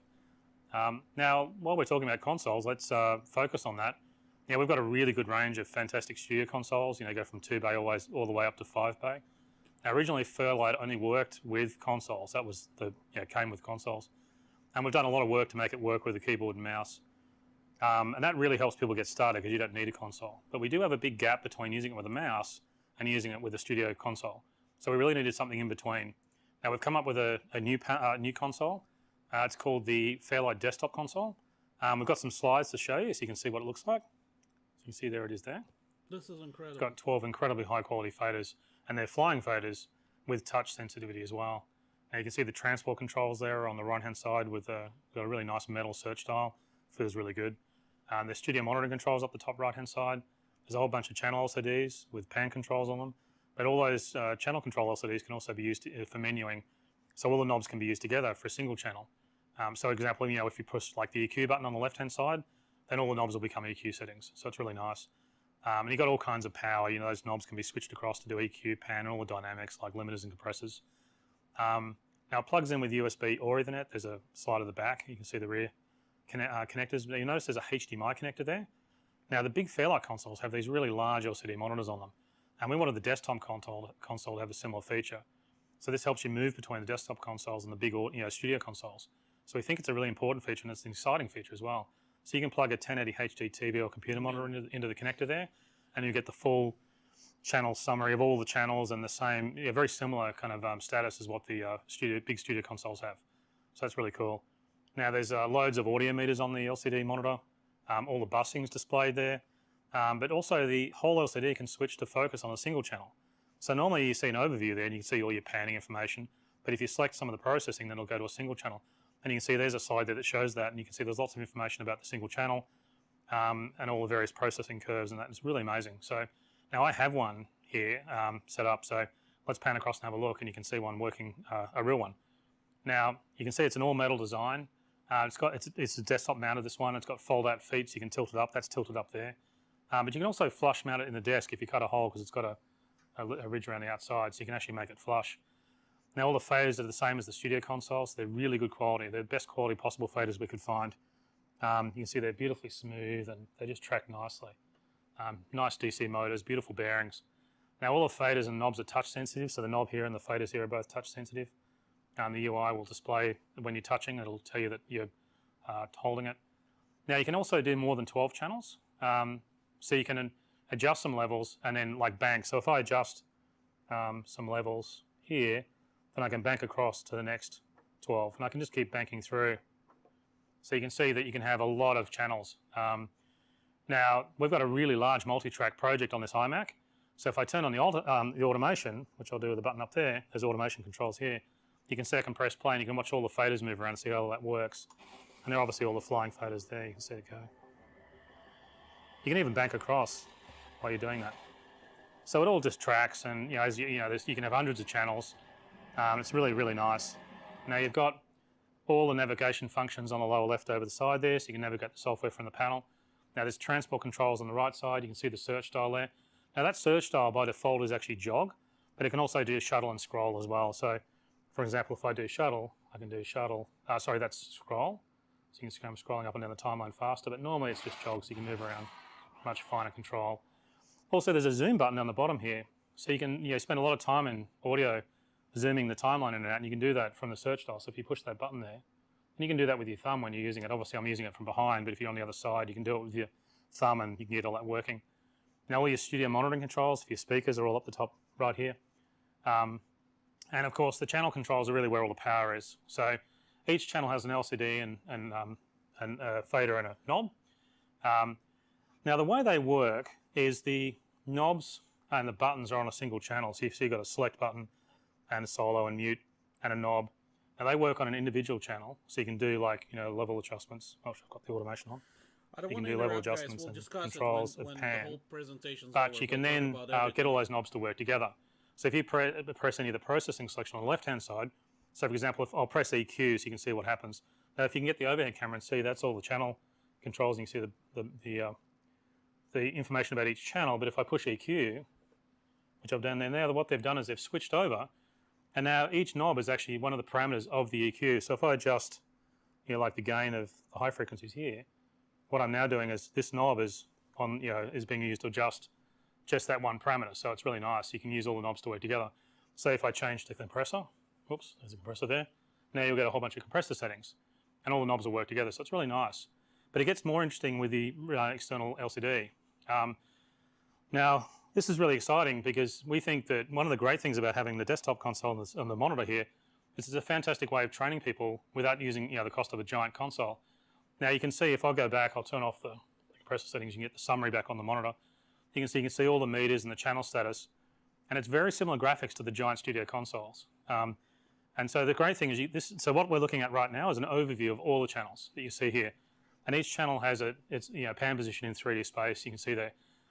But as I said, when the display switches over to a focus mode, that happens when you select any of the processing on an individual channel. So, for example, if I go back and press the EQ, and you probably noticed this before, now you can see that's changed over to a focused mode, and on the LCD, you can see that it's selected the EQ parameters, and it's also, there's a curve there, and if I adjust the gain, you can see that's adjusting there, and you can see there's a nice curve and everything on the front, so you can actually see what's going on. Same as if I adjust the compressor. Sorry, if I select the compressor, you can see now that knobs in the bottom, the enable settings have switched across to the compression settings. So everything about the channel is displayed on this one display. It's really, really nice. And you get all this just by plugging in a monitor. So it's very, very cool. Now the Fairlight desktop console will be available for the end of the year. It'll be priced at $3,495. You know, we think it's the highest quality desktop audio console available. You know, it's an amazing console and it really fills the gap between a mouse and a studio console. And it'll be really exciting, I think, when it's available later this year. But it also just looks great. I mean, I think it just looks really nice. I mean, when you're playing, you see all the meters are up and it just looks really nice. It's just good price, it's incredible. By the way, I think having the LCD on it's really, really nice. Now, well, I'll better stop, I guess, so I can keep talking. So look, a lot of the, one thing that we've also noticed over the last few months is a lot of Fairlight customers wanted to build custom consoles. Now we have the 2, 3, 4 and 5 bay consoles, but a lot of people would like to build their own. And so now we sell these Fairlight consoles in modular form because also a lot of people like to not fully populate a console when they buy it so they can buy the modules as they go. But we wanted to help customers build custom furniture. So the first step, and one of the first requests people had, is putting their own monitors or televisions on. So not using the built-in monitors that you can buy for the Fairlight consoles, but using their own televisions or their own monitors, sometimes on monitor stands and things like that. So we have a Fairlight HDMI interface that we've developed. And what it allows you to do is instead of plugging the monitor in and using a monitor, it allows you to use any 16:9 HDMI TV or monitor. Now I'll show you what it looks like. There it is there. So it's just a simple little converter. You plug your Ethernet into it. It looks like one of the big monitors. It's actually the same electronics that drives the monitor that's in the Fairlight Studio console. In fact, this electronics is also in here. And it'll then drive a HDMI or SDI display, so you can choose what type of display you want. Now that's $259, and it's available now. And if you buy one of those, when you're building the console in the console application, in the Davinci software, you can actually, the software will see this as being one of the monitors. Then you can use your own monitors. So I think that's pretty nice. But the other thing is that people are doing is they're also building their own custom furniture. Like they're literally building their own desks and they're putting the bays in. So we really wanted to help people do that. Now, the problem, of course, is that you can create desks any sort of shape. You can create all sorts of customized desks. But the problem is it can be a little difficult to get all the bays in and aligned properly. Particularly, you don't want the bays interfering with each other. So we really wanted to help carpenters be able to really set these up properly and keep everything accurately aligned. So what we're also going to be shipping is these mounting bars. Now I've got one here. This is a 3 bay, I believe. So this is what it looks like. So this is what the inside of the console looks like.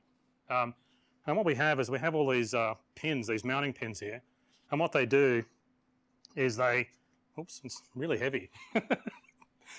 What they do is the bays mount into these pins and it keeps them accurately aligned so they don't interfere with each other, they don't strike each other if you lift them up. So the bays in the Fairlight console actually tilt up and you can put the modules in. So we'll be selling these. And also there's a side, I'll put this down because it's a bit big. There's a side mounting arm kit as well. This is actually pretty great. Now what this does is this is another part that'll be available. Now what happens is all the modules that you buy with Fairlight, if you buy a giant console, you kind of get all this. But these side mounting arms, you put the various modules in and the monitor sticks in there. And then this will then slide into the big console and it pivots up and down. So what you really want is have these and you need the mounting bar and it lets you build your own custom furniture. This is a little bit big, so I'll move it out of the way here. Now all these parts will be available now and the prices will be on the Davinci website. And there's a whole range of different options you need if you're building various types of custom consoles. Okay, so now we're up to the cut page. Now, with the cut page, what we're really trying to do with the cut page is generate sort of like a third generation of editing. You know, if you think back, we had linear editing in the 1970s and 1980s. Then it went to non-linear editing with editing software in the sort of late 80s and early 90s. But there hasn't been a lot of innovation since. You know, there's been some very good incremental updates. There's also been much better availability of editing software. But we wanted to do something sort of bigger. We wanted to create a next generation. And so, you know, the problem we've got, well, what we essentially want to do is a combination of hardware and software. We thought that was really the way to go. You know, traditional editing software is really designed to work with a mouse. And so the difficulty, of course, is trying to add any sort of hardware integration, and that's quite difficult. With the cut page, what we really focused on was designing a page that would work with hardware. Now, the Davinci Resolve editor keyboard is very traditional, but it's really the first step that we took. But it is very traditional. It's got the QWERTY keyboard, so it's kind of more like a keyboard that would work with a normal edit software. What we really wanted to do is go further, because that panel is really designed for older edit software in many ways because of the QWERTY keyboard. So we've been working on something else, and that's what we've been that's where really our focus was. So what I want to do is introduce the Davinci Resolve Speed Editor. Now it's different to a regular edit keyboard, and I'll bring one out. I've got one here. You see it there? Cut page suck, by the way. I hate it. Now it's different to a regular keyboard because it's only got the key specifically designed for the cut page. And so it's faster. It's much faster to use. But what I'll do is I really want to show you the cut page features first. So I'll come back to the speed editor later and then I'll show you how that works. It'll be a bit less confusing that way. So let's go over to the computer. I'll put this down here. I've actually got an overhead camera. So I'll put that in the right position so we can play with it later. But what I'll do is I'll go across to the computer here and we'll create a new project and keep going, and I'll show you what's new on the cut page. So if you can cut across to the UI. Okay, the first thing we want to do is create a new project. Demo. We'll go to the cut page. Okay, now we'll need to load in some clips. And I've got some clips here on the desktop. I'll load in these. Here we go. Now I'll also need to create a new timeline. You guys. Now these are handheld shots I took in London. So what we'll do is let's create an edit first. So we'll go into the clips and we'll look for a demo clip. That looks pretty good.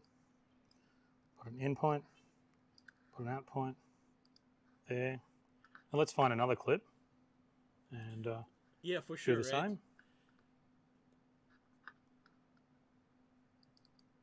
There's a nice clip.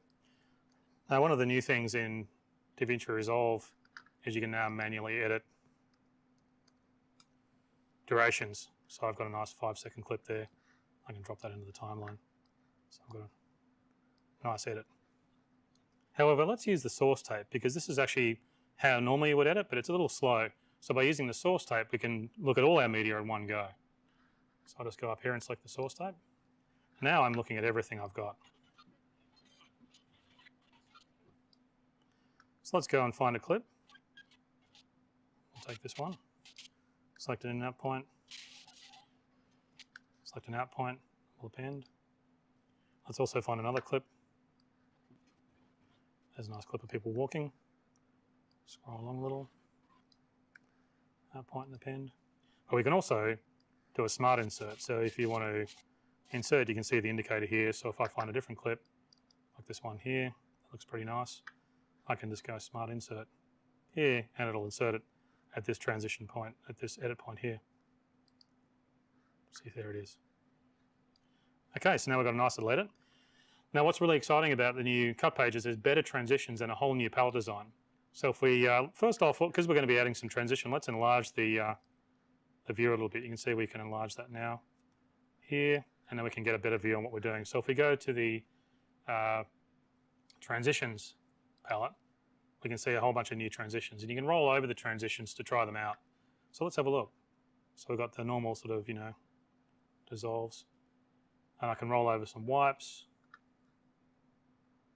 Got some wipes here. Cool thing. And we've also got fusion transitions down the bottom here. So I can do all kinds of interesting things. And that one's kind of interesting, isn't it? Noise dissolve and burn away. So what we can do is we can add the transition just by dropping it onto the edit. And there it is there. So we've got a nice new palette of transitions in the new cut page.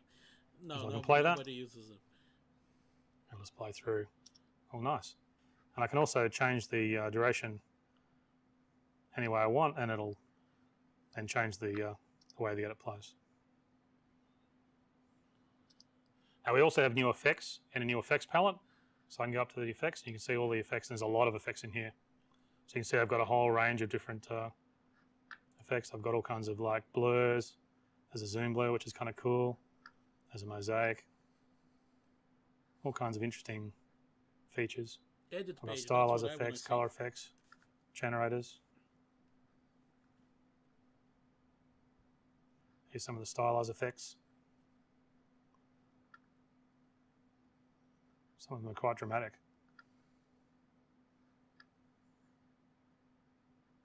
Emboss.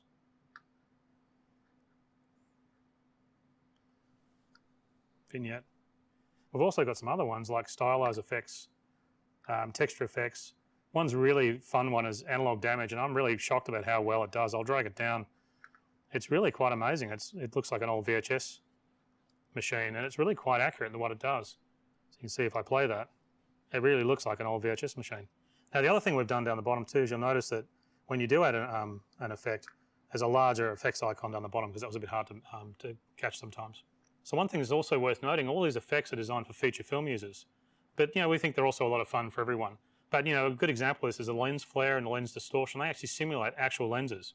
So these go well beyond simple NLE effects because they're effects designed for high-end work, but at the same, so that we have to do them in a different way. They have to be sort of almost accurately implemented versus just making them look like, like a lens effect. So they're really very, very high quality effects.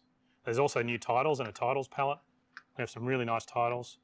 We've upgraded some of the titles, but we've also got some new Fusion titles which use the Fusion engine. So let's add a title and see what it looks like. So I'll give our timeline a little bit of space. See, we've got a nice title here. Actually, I should move it across because it's getting in the way of our burn effect, as you can see it there. It animates on. I can move it down.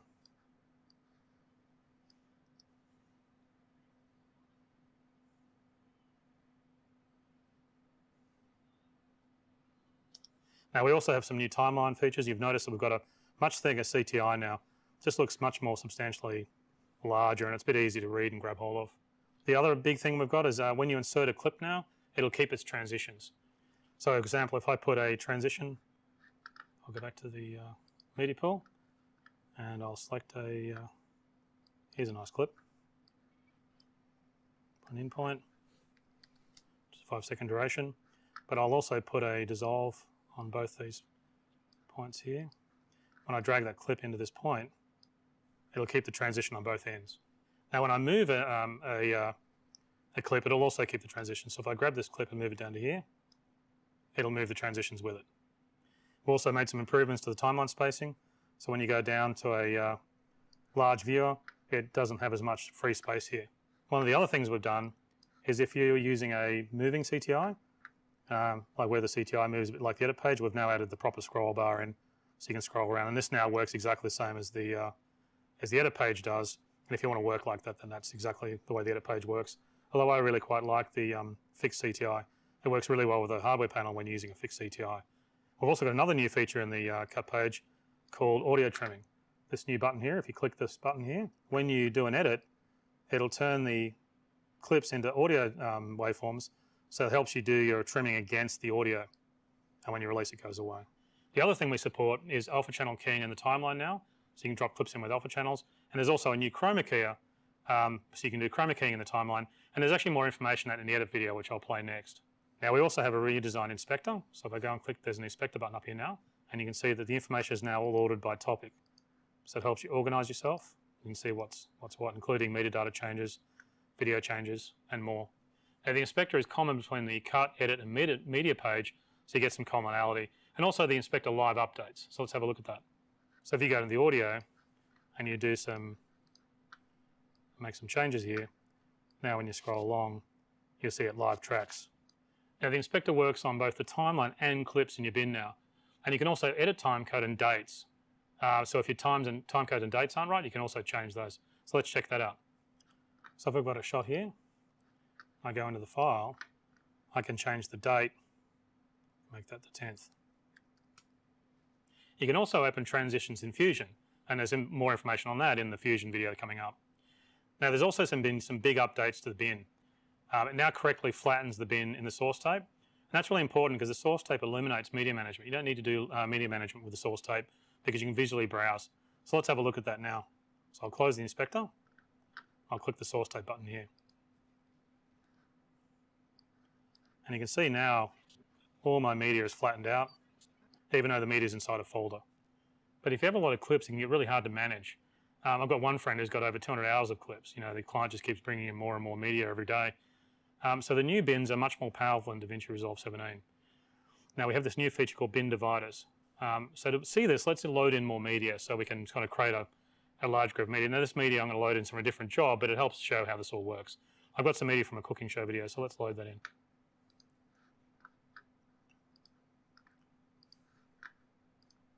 Now I've got all my media in the one bin. So now what you can do is you can see the bin dividers are actually showing us dates.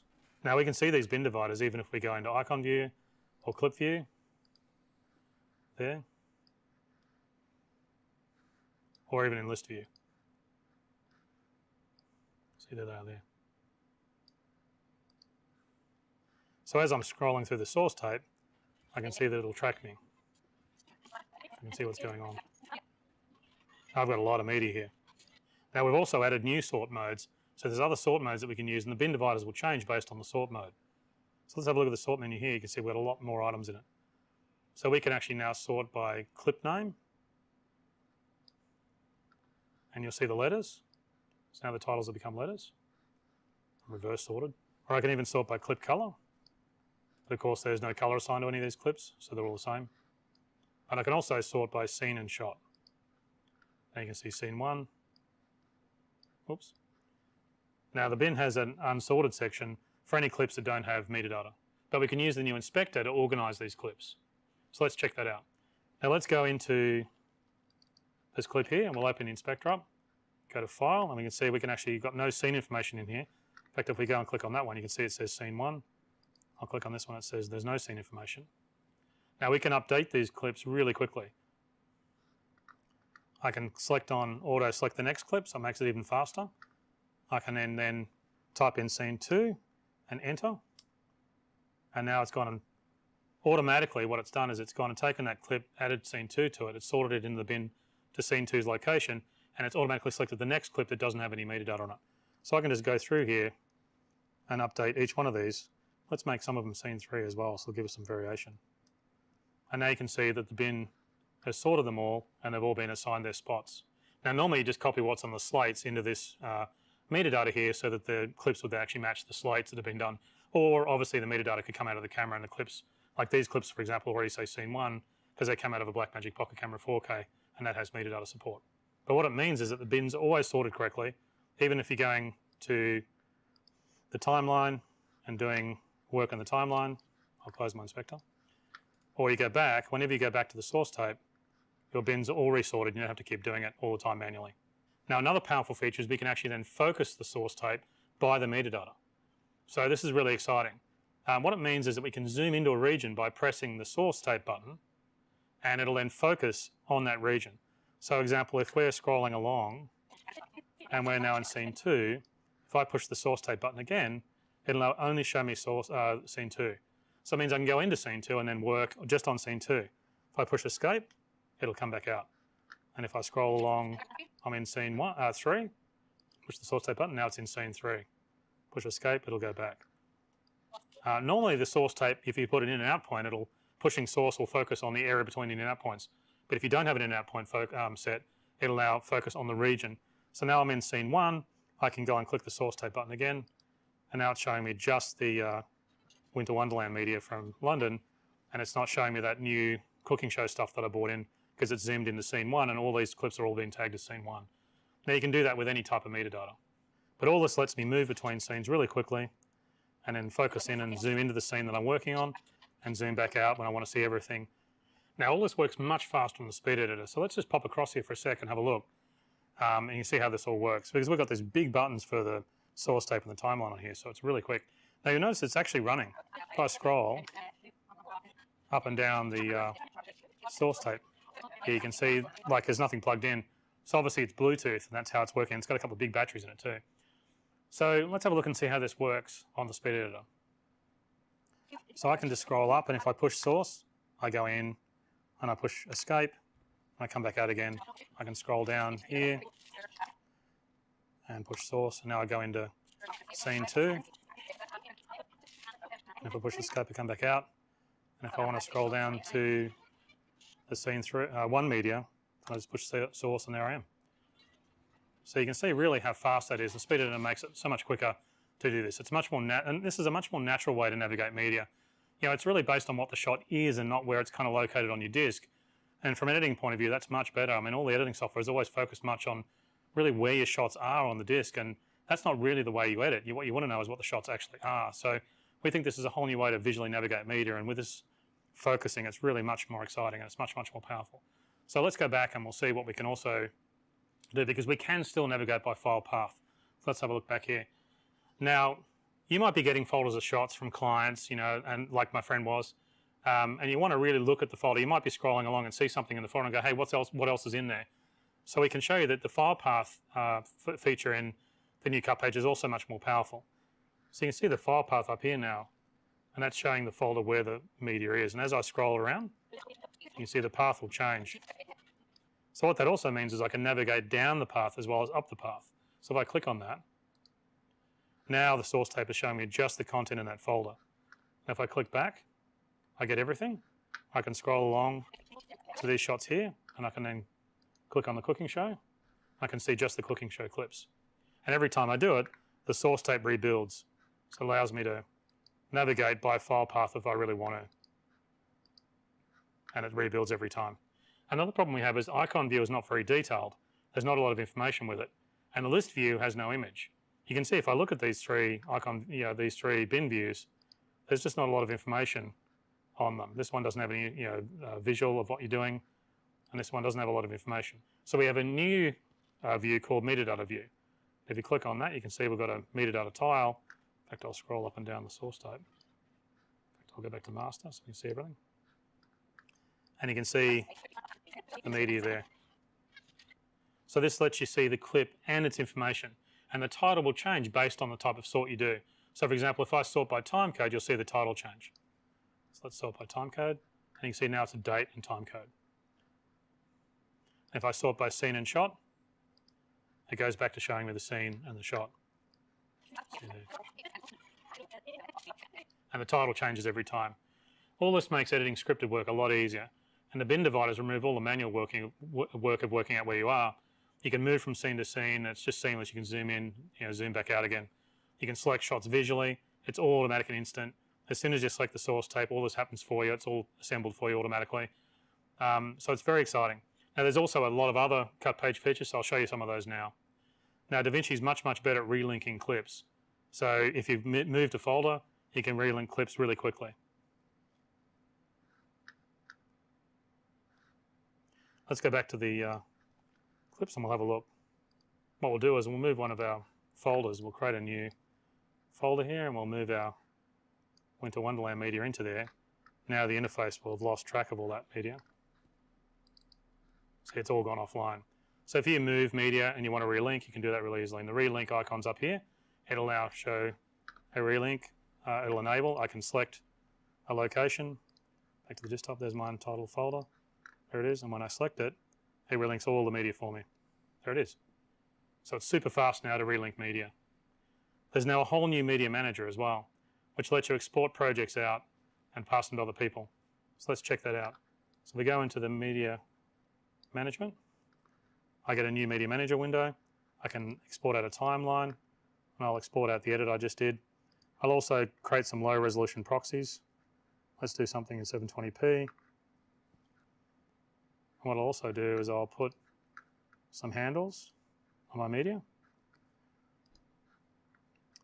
And now what it's doing is it's rendering out all my content.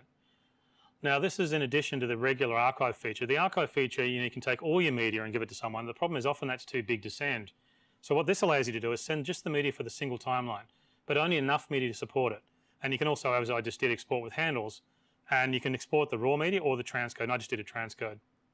Now this means you can send the timeline and the media to another user, and they can then work that timeline and then return it back to you, and it'll relink back to the original media. So say, for example, if you wanted to send a timeline to a colorist so they could do a better color correction, they could send you back a new type of file called a DRT file, which is a Davinci Resolve timeline file. When you load that back in here, it'll recreate the edit. So let's see how that works. What I do is I'll create a new project.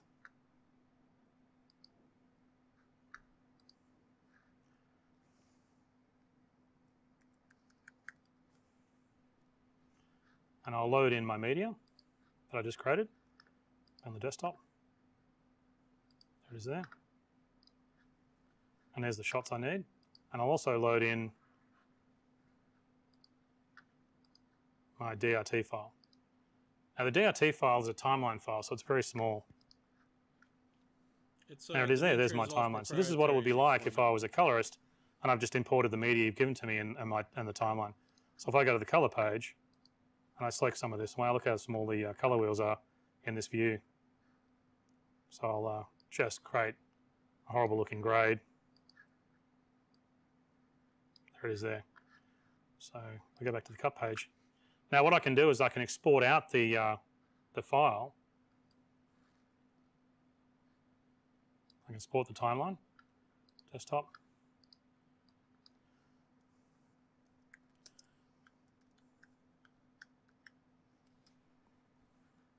Now if I go back to my other project, I can now see what the colorist has given me by importing that timeline file. There's my new color correction. That's got my terrible color grades in it. There it is there. And that's relinked back to the original media. So the great thing about this is only the timeline file needs to be sent back. And the DRT timeline files are really small, so they can be emailed. Now the remote user can also send you constant updates. So if you've got someone who's doing a large job and they're doing constant work, they could keep sending you DRT files back, and you can just keep loading them in. It'll link back to your original media, and you can see the work they're doing as they're progressing. By the way, that's not a good way because you There's also been some improvements in the viewer. We've got a full screen button grade. now, so you can go full screen. Never send play. Stuff like that. I probably should get rid of to this. a client.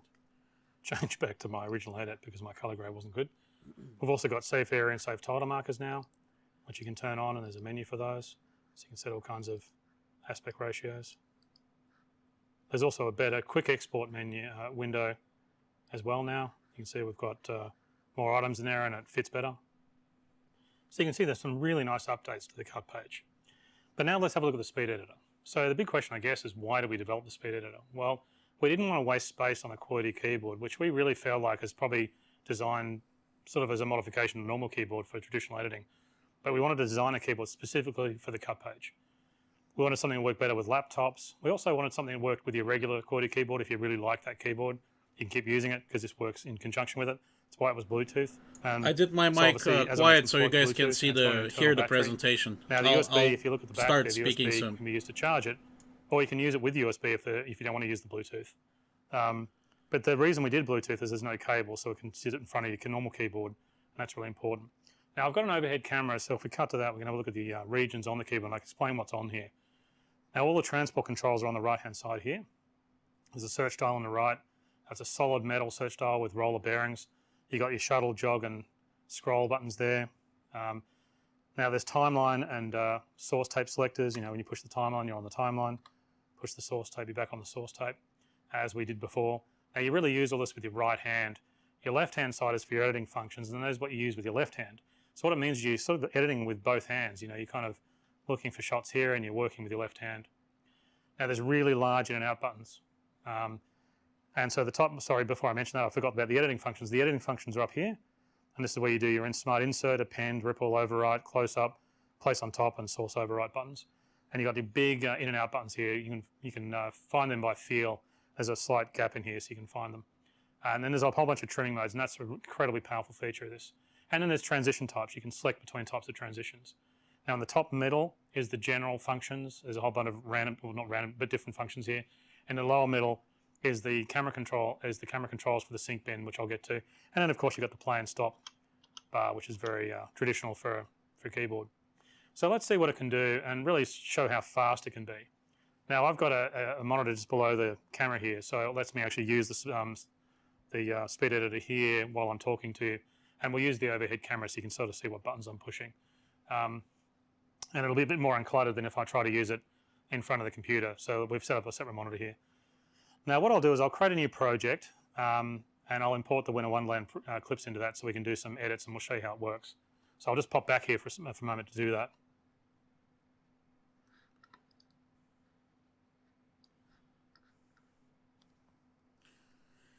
All right.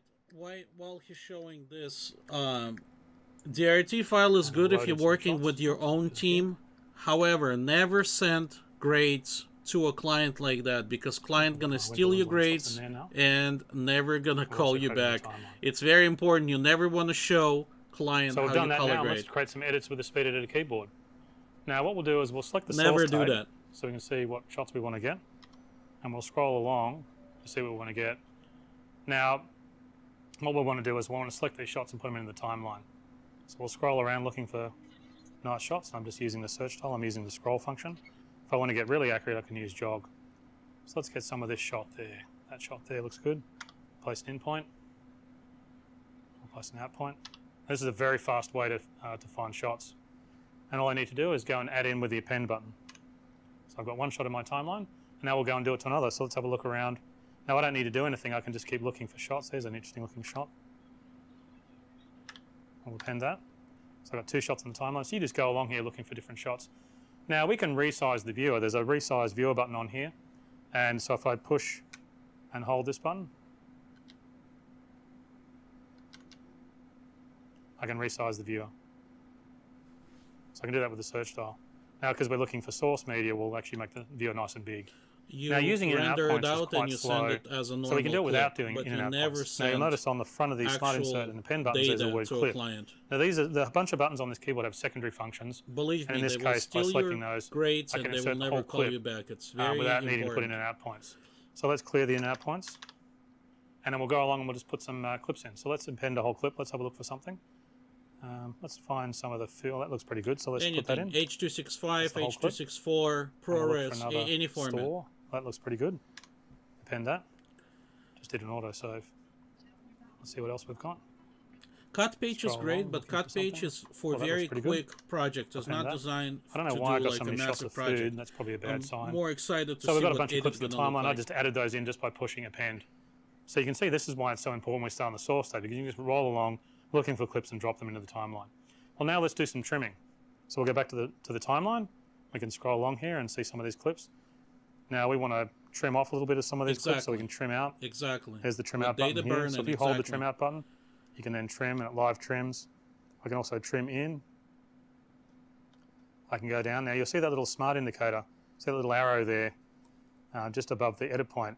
That edit point shows you where it's going to trim. So you don't even have to do any in and out points or anything. You just have to hold trim. If I hold trim out, I can just scroll that back. If I go trim in, it'll do the next clip. I can scroll along here and do trim out, trim in. I can even trim out at the end. So you don't have to select, it's very, very quick. You don't have to select any of the you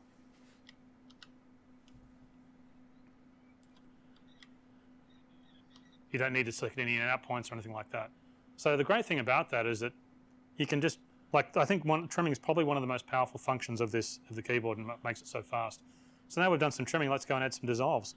Now it's going to be $2.99 transitions down the bottom here $2.99 just by turning on and off. So normally you've got to drag and drop transitions, or you can do a keyboard shortcut.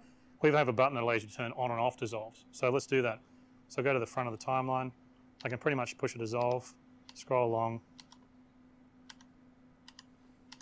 and add transitions. Now everything's got a nice dissolve.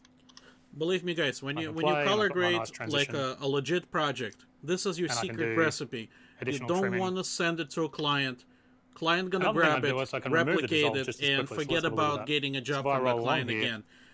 Never send actual file how you color grade to a client. Just as fast. Now I can also change the default duration of a dissolve, or I can change the duration. So if I put a dissolve back in, I can go along here and I can go transition duration, and I can change the length of it. So say if I want faster transitions that are 10 frames long, oops, there I am there. Now I can make that the default transition duration. So the way I do that is I double press, and that's because it's got a set key on the front. And if I double press the transition duration, now that'll be the default transition duration. So if I go along and create my transitions now. That's also true, yep. I missed one back there. Yep, exactly. Now they're all the same Render it, format, so I can change those anytime I like.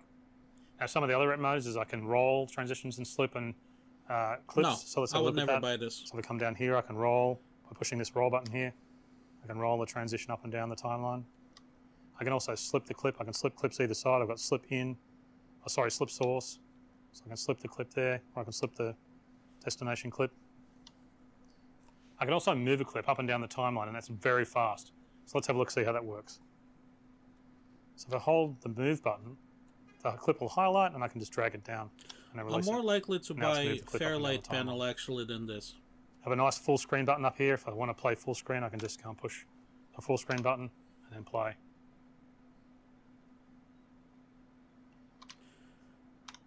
Dude, go ahead, leave, man. Now, if I'm working and I want to trim and edit,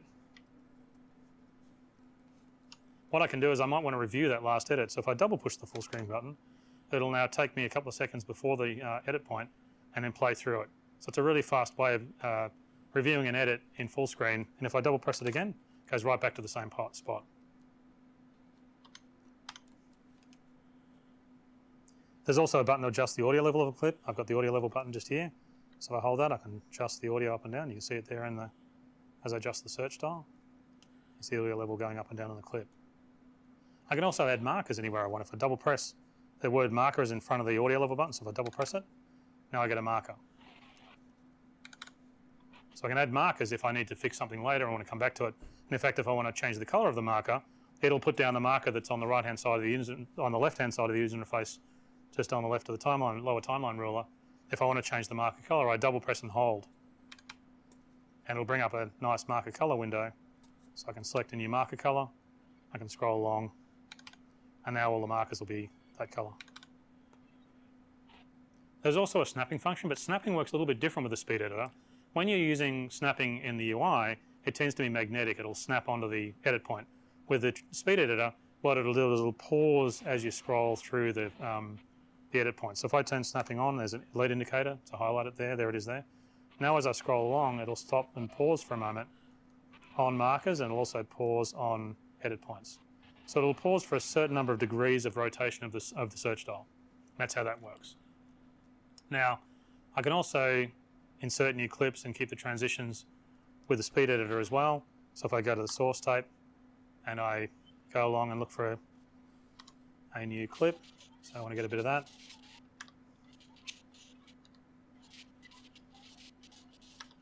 When I go and do a smart insert, it'll include the transition that was at that in point when I put the clip in, so that's really nice too. Now there's other edit modes in the keyboard that are much smarter because they're designed to work with the keyboard. Like the place on top, for example, places a clip on top of the current layer in the timeline. Ripple overwrite will replace the clip in the timeline, and if the new clip is a different length, it'll basically just accommodate it. So if it's shorter or longer, it'll basically change the space and swap out a clip. The close-up function is really smart. It uses some image recognition to do close-ups of people when they're talking. And it also now in Davinci Resolve 17 copies the color grade. So when you do a close-up of a shot, if it's got a color grade on it, it'll copy the color grade to the close-up clip. But one of the most unique edit modes is actually called source overwrite. It's extremely powerful for cutaways. I agree. So what I'll do is I'll do a quick multicam project, and you can see really how that works. So I'll go back over here and create a new project. Yeah, I don't know why they're pushing color page, cut page so much. So go over here, a new project.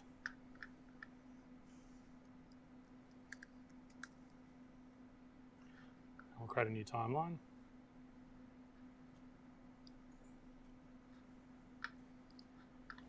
I'll also bring in our multicam media, which is our cooking show stuff.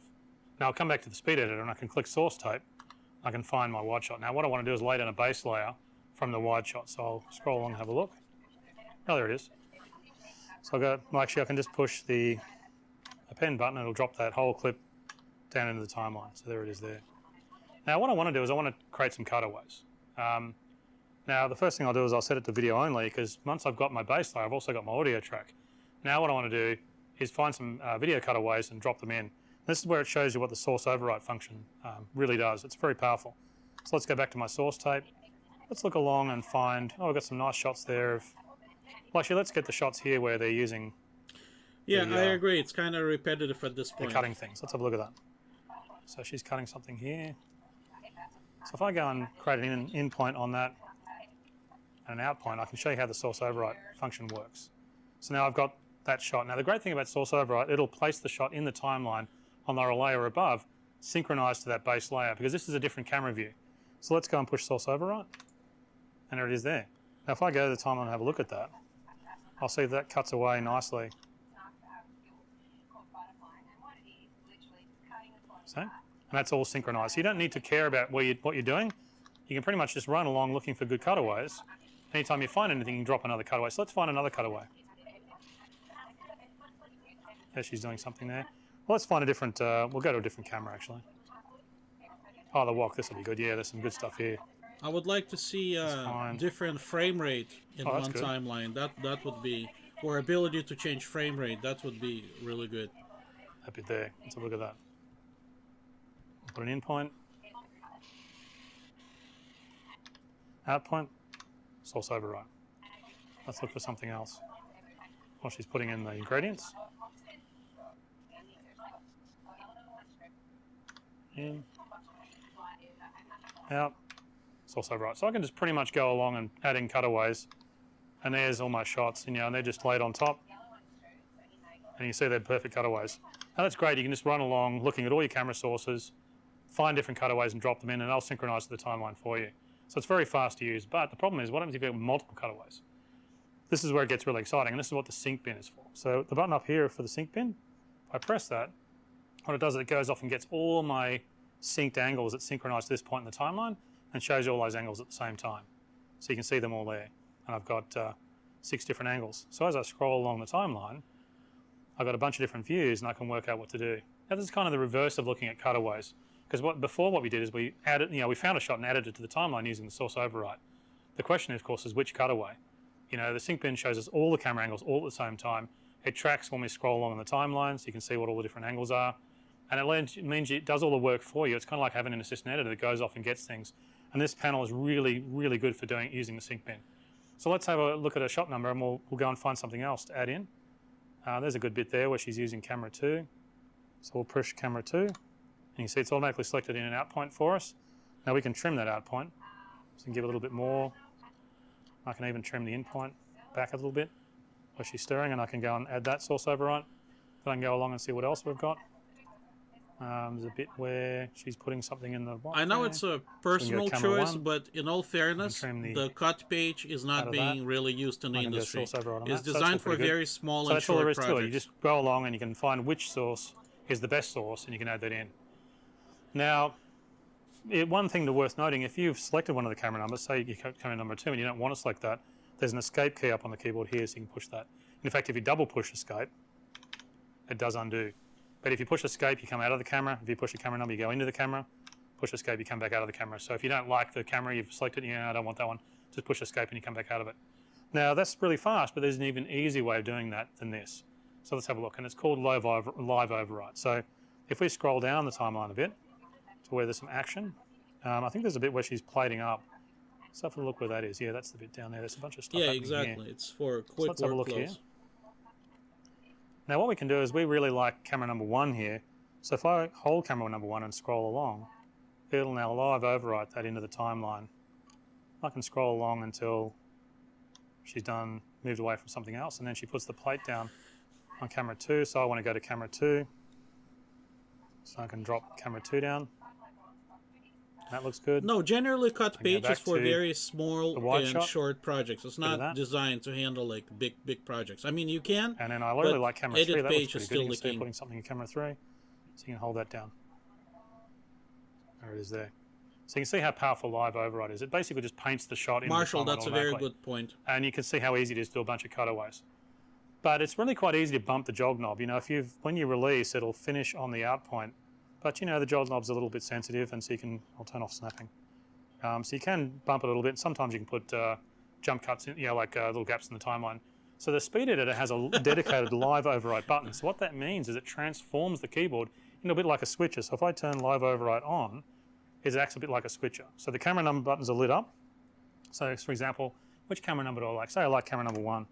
So now when I scroll along, it'll scroll along, and undo is scrolling backwards. So I scroll along, and I kind of like camera 4. Now I push camera 4. I scroll along. Oh, actually, I'm going to go back and change that because I quite like camera 2. There's camera 2. And there's a bit on camera 6. Looks quite interesting, so I can scroll along.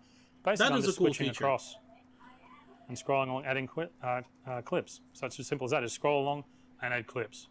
Now the transition type is indicated on the bottom here, and I've been doing cuts. But I can push dissolve, and now what it'll do is it'll transform into dissolves. I can also push the transition button up here. So what I can do now is when I scroll along, everything will be a dissolve. So if I scroll along and go to 6, oops, sorry, I want to go to 4, it'll do a dissolve to 4. And that'll be the default transition. Go back to 6, Oh, go to 3. I like 3 there. And everything's now a dissolve. So that's pretty cool. Instead of selecting just dissolves, I can also select transitions from the transition palette there. And then when I select a shot, I'll go to camera 1. Then I'll add those transitions. And they're different again. Back to camera 3. And maybe camera 2. And so on. And then if I go back to the timeline, now I've got all my cutaways and I've got the manual transition.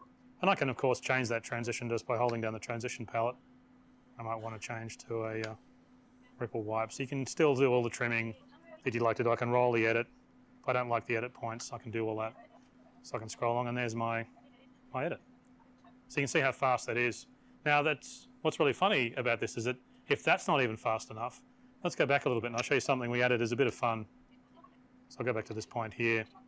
I'll go back into the sync bin. I'll turn the low overwrite function back on. Now, we thought it'd be really funny is if a lot of times when you're editing, say a music video or something like that, it doesn't really matter what camera you cut to, and really quite on the duration that you are either. So we thought it'd be funny to create a random function. So if you push the live override button twice, it's got the word random on the front. It'll just pick a camera source and of a roughly random duration and just put it down. And if you keep doing it, it'll keep placing transitions. I can push dissolve and it'll do them with dissolves. And now, you know, this is not really the best media for it, but if I go back to the timeline, now I've got pretty much a random edit. Oops, go back to the timeline. And I've got this sort of random edit that if that was a music video or something, that can be a lot of fun. And you can, you know, sometimes it works quite well. But again, you can go in and trim if you need to trim. So I've really only shown you, editing shots from a single camera, and I've shown you some multicam editing, but you can really see how much faster this is. So we think the speed editor is going to be really exciting. Now, the speed editor is just starting production now. It'll be priced at $295, and we think it's going to be very affordable and really help people adopt this sort of new way of editing. I called it. It's a really great combination of hardware and software working together. But we'll be introducing it with a special offer. What we're going to do is we're going to bundle the keyboard, the speed editor, free with DaVinci Resolve Studio.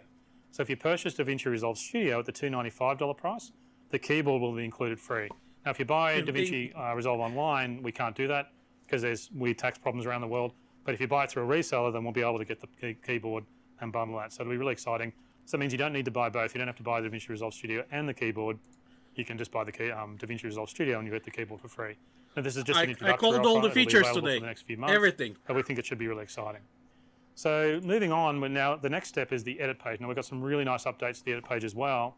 Now we do have a longer term plan to share more features between the edit and the cut page, but we've really been focused on the cut page for speed because the pages have different uses. So we've really been focused on the individual pages for the moment, but you will see in future updates some cross-pollination between the cut and edit pages. However, let's play a clip from one of the trainers to show us what's new in the edit page. Finally. There are dozens of new time-saving features and creative tools for editors in DaVinci Resolve 17. When working with multi-camera projects, it's easier than ever to set up and sync angles on the edit page timeline. You can let Resolve do the hard work of aligning multiple clips using either timecode or audio waveforms. Once you have your clips synced, it's now simply a matter of creating the multicam clip directly from a timeline or compound clip. Perfect for ensuring the different angles are set up and aligned just the way you need. DaVinci Resolve 17 now supports better handling of interlace footage for both editing and delivery. New options in the project settings allow you to deinterlace the footage using the DaVinci Resolve neural engine for much higher quality results when integrating archive footage in your progressive edits. And there is now full support for interlaced timelines.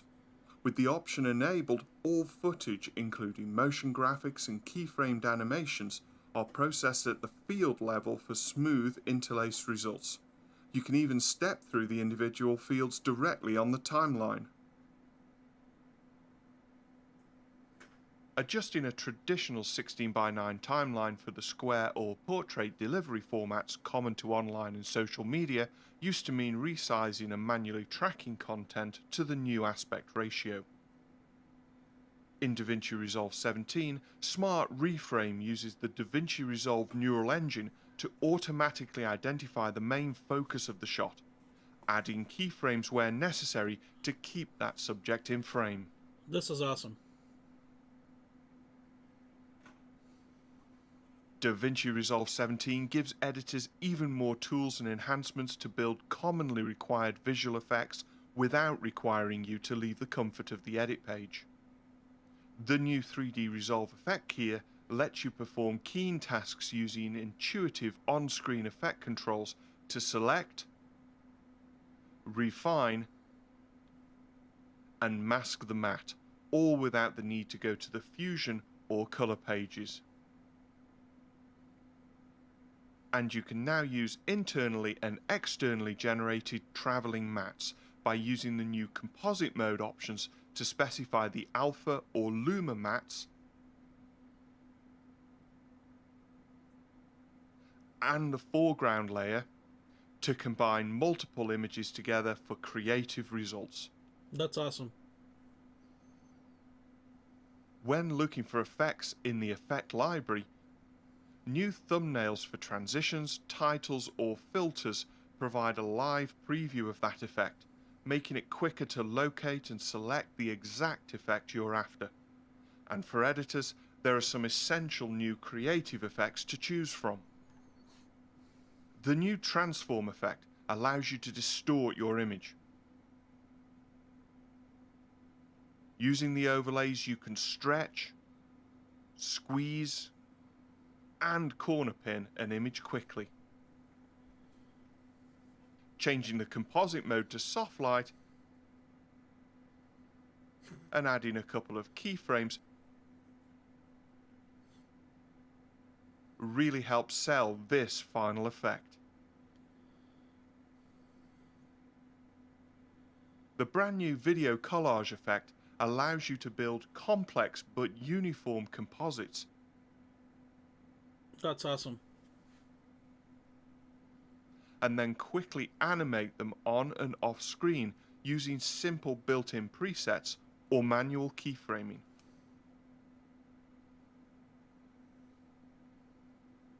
Use it to set up simple yet effective split screen and picture-in-picture effects, or use it to just simply enhance your graphics.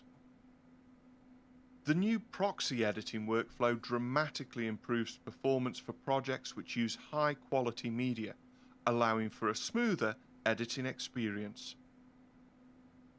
From the project settings, choose the resolution, format, and location where your proxy files will be created. Then, select the clips in the media pool and choose Generate Proxy Media.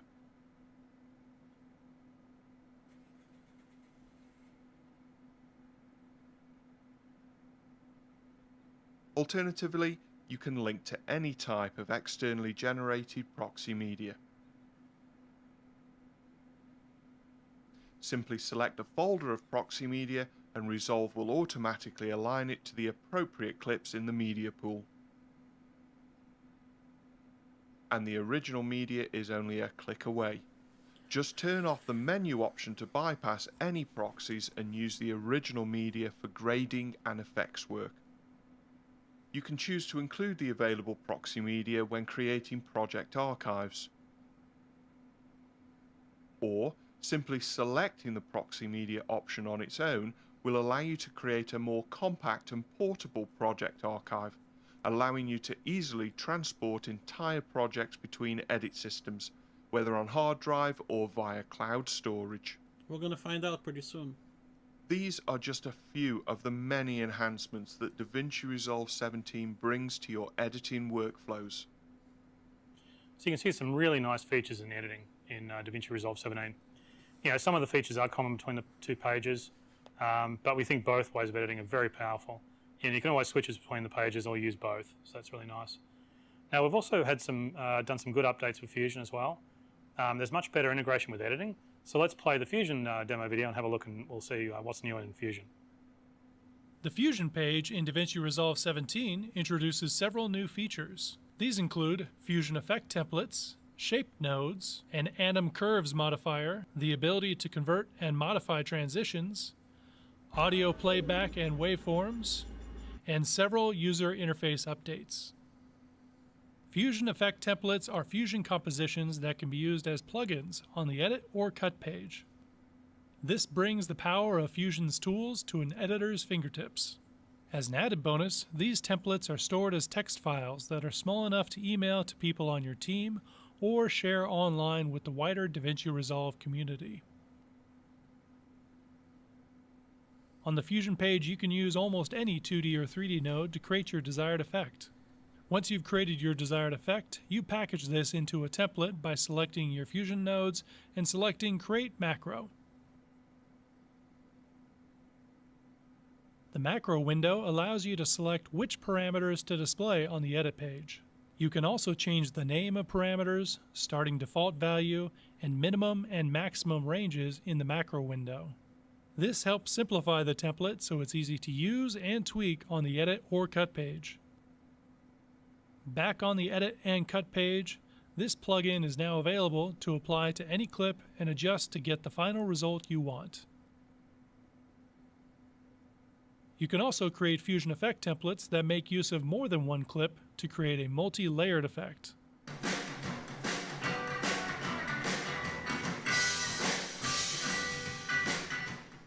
The Fusion page in Davinci Resolve 17 introduces a new category of nodes called Shape Nodes. These nodes are designed to generate, modify, and render vector shapes.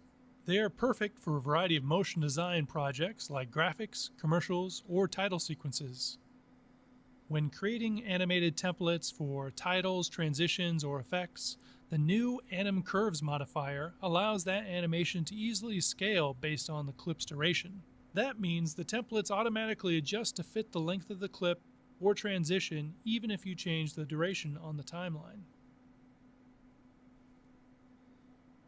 In this node tree, we modify the X parameter of a transform node with Anim Curves. This will animate the image from left to right. In the inspector, under the Anim Curves modifier, there are a variety of controls. Scaling controls the stretching or squishing of the animation, and offset controls the starting point. Now comes the really powerful part. You can adjust the curve setting to change the interpolation from linear to easing or to a custom setting that allows you to draw your own animation curve. For this clip, we choose Sine Curve to create a smooth start and finish.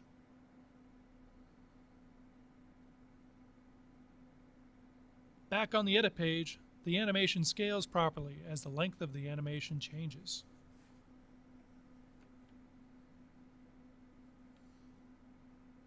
Now, any transition can be converted to a Fusion Cross Dissolve. This allows you to customize a transition however you would like using Fusion's toolset. To modify a transition, we add any standard transition to the timeline. Then, via the pop-up menu, we convert the transition to a Fusion Cross Dissolve, then open that transition in the Fusion page. Media in 1 represents the first clip, and Media in 2 represents the second. We can modify the Fusion Cross Dissolve by opening the group and changing the Dissolve node's operation. For example, a gradient wipe allows the artist to connect an arbitrary gradient to be used as the wipe source. In this example, fast noise and displacement nodes are used to create a distortion effect. By using the Anim Curves modifier, we ramp this distortion effect from 0% to 100% on clip A and 100% to 0% on clip B. This modified transition can be used as is, or similar to Fusion effect templates, it can be saved as a transition template. On the Edit or Cut pages, this transition will appear in the Fusion Transition section, and can be added and modified like any other transition.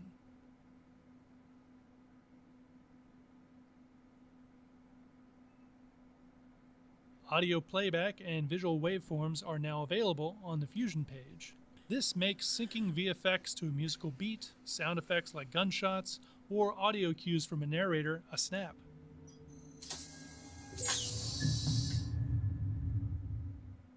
Customizable toolbars allows an artist to create their own toolbars tailored for their needs or a specific task. Edit and Cut page timeline markers are now visible and editable on the Fusion page. Node editor bookmarks have been added to help Fusion artists quickly navigate large node trees. Bookmarks can be manually created and are also automatically generated when you use underlays. New advanced optical flow processing brings significant speed increases for retimes, frame repair, and other operations that use optical flow. Lastly, additional GPU-accelerated Resolve effects tools are now available on the Fusion page. This includes utility operations like film grain and noise reduction, and also high-quality creative effects like lens reflections and analog damage. No matter if you're an experienced Fusion artist or an editor trying it out for the first time, there are incredible new features and enhancements available to you on the Fusion page. So that's a really nice update for Fusion. Plus the rendering speeds have been really increased, which is nice. Now Fusion's popular with visual effects artists, but it's also great for titles too. And we're finding a lot of broadcasters are starting to use it for graphics. Yeah, because it's got a true 2D and a 3D workspace. So it's really, really powerful. It's much more powerful than simple title generators. So one of the last things I wanted to talk about is collaboration. Now this has become more important since COVID. So what we're doing today, we're announcing we're going to make the collaboration free of charge for both Davinci Resolve, the free version, and Davinci Resolve Studio. So you'll just be able to download it. Now we think this will help people work together. Collaboration will be the free download. You just go and download it manually. Now at the moment, it'll work with both versions. As I said, it'll work with both versions of Davinci Resolve, but we haven't had time to actually build a special installer for it. At the moment, it's still actually bundled with Davinci Resolve Studio. So what we'll do is before Davinci Resolve 17 goes final, we'll basically make a separate installer and that'll be downloadable from our website directly. So you've got to keep an eye out for that and then you'll just be able to download it. But we thought it might be a good idea to show you a video on some of the capabilities of Davinci Resolve collaboration and really show you how powerful it is. So let's play the video and we'll show you how the multi-user collaboration works with Davinci Resolve. Using Resolve's collaboration tools, multiple artists can organize, edit, color, mix audio, and create visual effects at the same time. When working with multiple editors or assistants, timelines work on a first-come, first-served basis. The first person to open a timeline has ownership as indicated by the red playhead. If your playhead is gray, someone else is already working on that timeline and you won't be able to make changes. However, you can still play back and review it with all the current updates. Once the changes have been made by the owner, a refresh icon appears in the upper right corner of the timeline viewer to let you know that the timeline has been modified. Clicking the icon updates the timeline to the most recent cut. Bins also work on a first-come, first-served basis. A bin is locked and is displayed with the team member's color if they have it selected. You can also right-click the bin and select Lock Bins to keep other editors from making any changes even if you select another bin. The bins you lock have a lock icon next to them, and the other members of your team will see your collaborator icon color next to that bin. If you need access to a lock bin, the chat functionality is a great way to ask for another editor to release that bin. The color page works a little differently in the sense that it is clip locking instead of timeline locking. This means you can have a colorist or multiple colorists working at the same time. I agree about in the same uneven timeline. update. When you are on a clip in the timeline, your collaborator icon will appear on the clip on other members' workstations. This lets everyone know who has ownership of that clip. The colorist can set a look on a clip, then send a message to another colorist via the chat function, and ask them to match grade the look. Using multiple colorists allow you to move at a much faster pace through the material. Once the grades have been updated, you will see the refresh icon appear in the upper right corner of the clip. Jumping to that clip will immediately refresh it to the current grade so you can see the new look. You can also see these changes occurring in real time on the edit page. Just as when you are updating your timeline, you will see a refresh icon appear in the upper right corner of the clips that have been updated in the color page.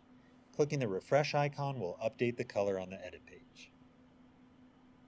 Like the color page, the Fusion page also uses clip locking. Similar to the color page, a VFX artist can work on the Fusion page while other artists work in the same timeline on any of the other pages. When you are on a clip in the timeline, your collaborator icon will indicate to the other team members who has ownership of that clip. In this collaborative environment, a lead VFX artist can quickly QC other artists' work or make tweaks immediately. A lead artist can also set up a composite tree and message another artist to take over and finish some final tasks like rotoscoping, or have another artist copy those nodes and apply them to similar shots. Once you have locked picture, you are now ready to move on to the final mix. All you need to do is move to the Fairlight page and begin. Like the edit page, the timeline is first come, first serve. If you open a timeline, you can tell you have ownership when your timeline playhead is red. On other member stations, your playhead will look gray. You will not have the ability to make changes, but you do have the ability to play back the mix for anyone to review. Just as when you are on the edit page, you will be able to see any updates that are made on Color and Fusion in real time. With the collaboration features in DaVinci Resolve 17, your entire team can work simultaneously on the same project to edit, grade, composite, and mix faster than ever before. So you can see collaboration has a lot of power. It's integrated so well in DaVinci Resolve, and it's used by a lot of high-end facilities. It's powerful enough for big feature films, but we think more people can benefit from it, which is why we want to make it free of charge. So DaVinci Resolve 17, it's a big update. Now what we're going to do is we're going to make a public beta available today. You'll be able to download it once the website goes up. It'll be DaVinci Resolve 17 will be a free update for all DaVinci Resolve customers. We think it's the biggest update in the history of DaVinci. Yep. You know, it's got a lot of really polished features, and I think this will really upgrade the work you do. It'll be really exciting. So that's about all we have for this update. I want to thank the engineering team. We've worked really hard on this update and really long hours in some difficult conditions. We'll talk about it right now when often working from home and weird locations. Some of the features in DaVinci Resolve 7 take a long time to develop too, and we think they've done a fantastic job. Also, again, thanks to the DaVinci Resolve community. You guys have graded some fantastic feedback, and we've had some great conversations. Even without trade shows, we've still been able to have great conversations. Now, there's a new website for DaVinci Resolve. The marketing team have been working really hard on it. They've done a great job. It includes a lot more information about DaVinci Resolve, especially if you're a new user and you want to learn about some of its key functionality. We also want to thank people who've upgraded to DaVinci Resolve Studio. Those upgrades pay for engineering. Obviously, so do sales of keyboards, and well, not that keyboard because we're giving it away for free, but sales of keyboards and audio consoles and color panels also help us pay for engineering, and that just makes DaVinci Resolve even better. So we hope you like the new DaVinci Resolve 17. We hope, of course, to be able to catch up and talk soon. We hope you really like this update, and we can't wait to see how you use the new features. And that's always the most exciting spot. So thanks very much for watching, and take care and talk soon. Bye. All right, so now we can talk about things. Let me make myself a little bit bigger, that way I appear more important. Okay, so something like that is all right. So what do I think about it? Color page, definitely, I called it. It's exceeding all my expectations. As far as the cut page, I think it's slightly weird to me that they made such a emphasis on the cut page, because cut page is not that great actually. And whatever you use, it's your personal business, of course. But I would definitely love to see more into the edit page, because you can edit larger projects, and especially that they added Fairlight, all the ability and the panel, it's all that. It makes no sense that they spend so much time about the cut page and very briefly edit page, because that Fairlight and more complex audio editing definitely go better with the edit page. So a little bit strange to me. No really lower thirds, another thing for sure. I would definitely love to see more lower thirds, or something that we probably could do easier now if you're assembly. anything like most video editors, you hate masking. It's just tedious. Now whether you love it or you hate it, you can make some awesome looking video effects by using masking. So that's why in this video I'm going to teach you 5 creative masking effects that the pros use. So all of that stuff and more coming up. But first, if you're new,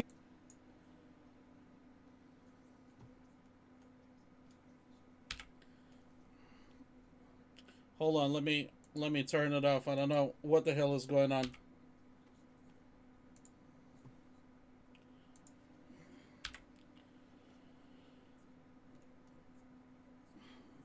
Okay, that's That's kind of a trip. I don't know what the hell is going on. What the hell? Billy. Oh, somebody was talking about this guy. That's kind of strange a little bit. Okay. So, yeah, so that's basically what I think about it. I don't know. I don't know. I'm definitely excited about color features. Definitely excited. But everything else, I don't know. I don't know. What do you guys think? Another thing I was hoping that they're gonna do is ability to export ProRes. You know, Magic Mask is absolutely fantastic. I called it. You know, I knew it's gonna be some kind of a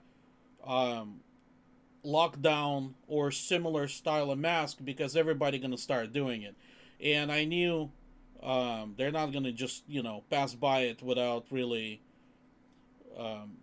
doing this thing because that would be a killer.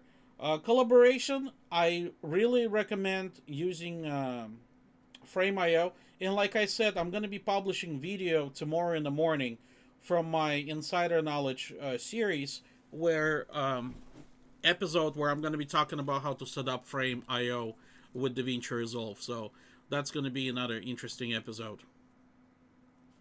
I feel like they're lost who they're aiming for. You know, I absolutely agree with you. They lost. Okay, I don't need headphones, I guess, anymore. They lost, and it definitely feels like they really don't have a certain goal, because originally Blackmagic was always aimed for like a proper professionals, and now it feels like they just all over the place. They try to bring more and more people on board so later they can sell their stuff. Nothing wrong with that, but I would still love to see Davinci Resolve being more professional rather than becoming Final Cut. At least that's how I see it. $295 is definitely fair price. It's a very good price. And Fairlight, $3,500 is also not a bad price. Like, if I would be audio engineer, $3,500 is nothing. It's a very good price. Release date today, so just check their page. Maybe right now or within an hour they're gonna publish an update.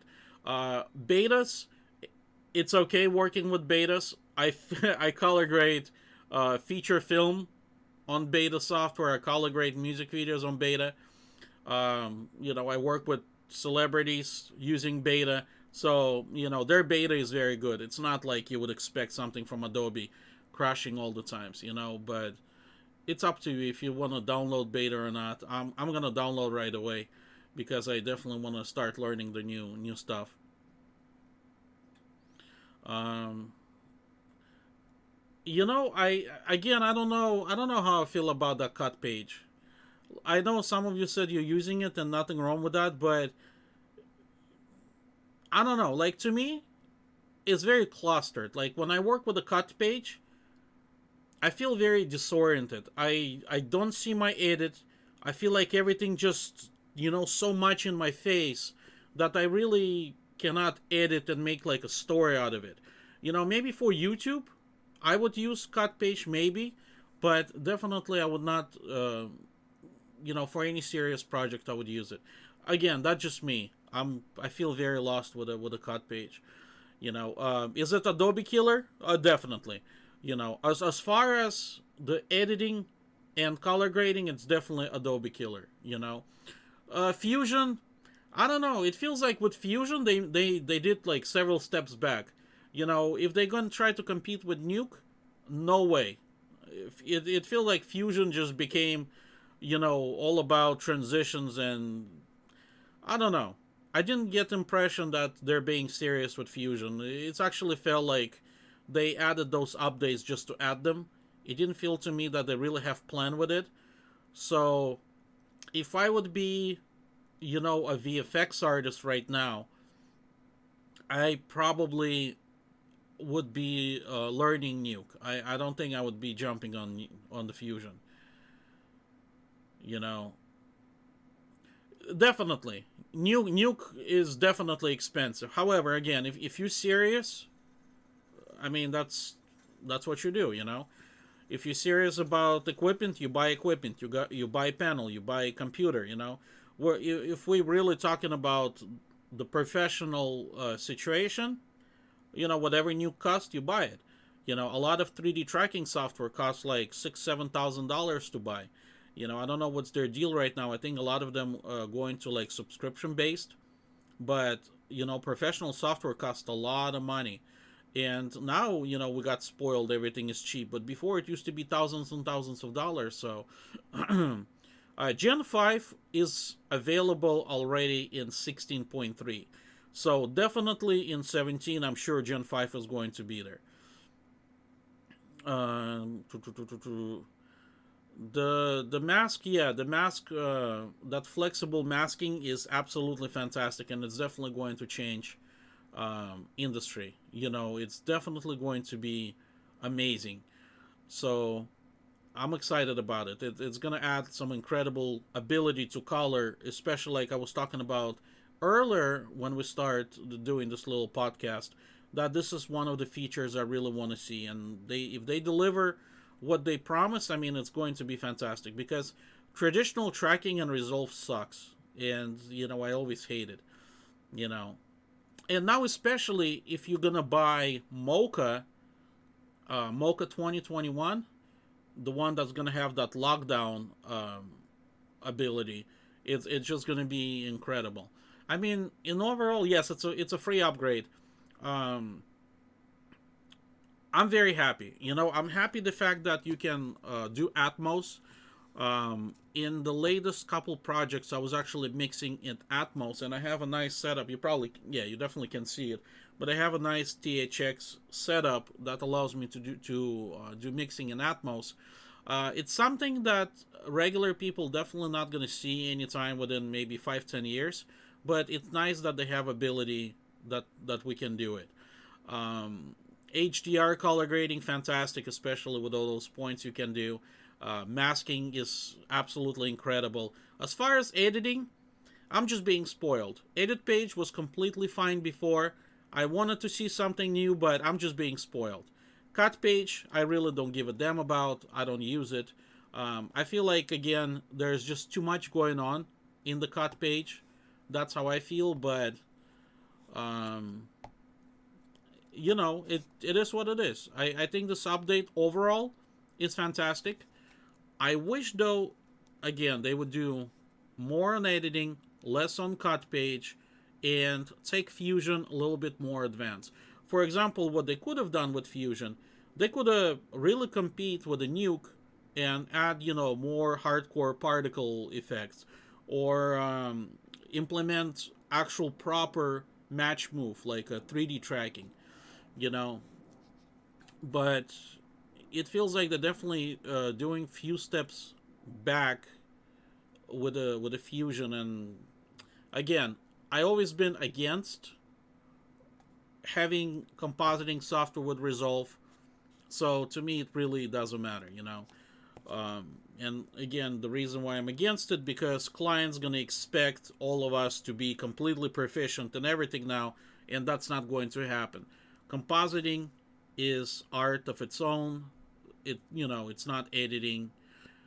But I don't know. I agree. I really don't like what they've done with Fusion, but you know, in a way, I also feel like the Fusion should be completely separate software. I don't think it should be part of Davinci Resolve, you know. So definitely after this podcast, I'm gonna download it, give it, you know, do a little spin on it, and we'll see how it's gonna be, you know. In overall, I think it's very capable.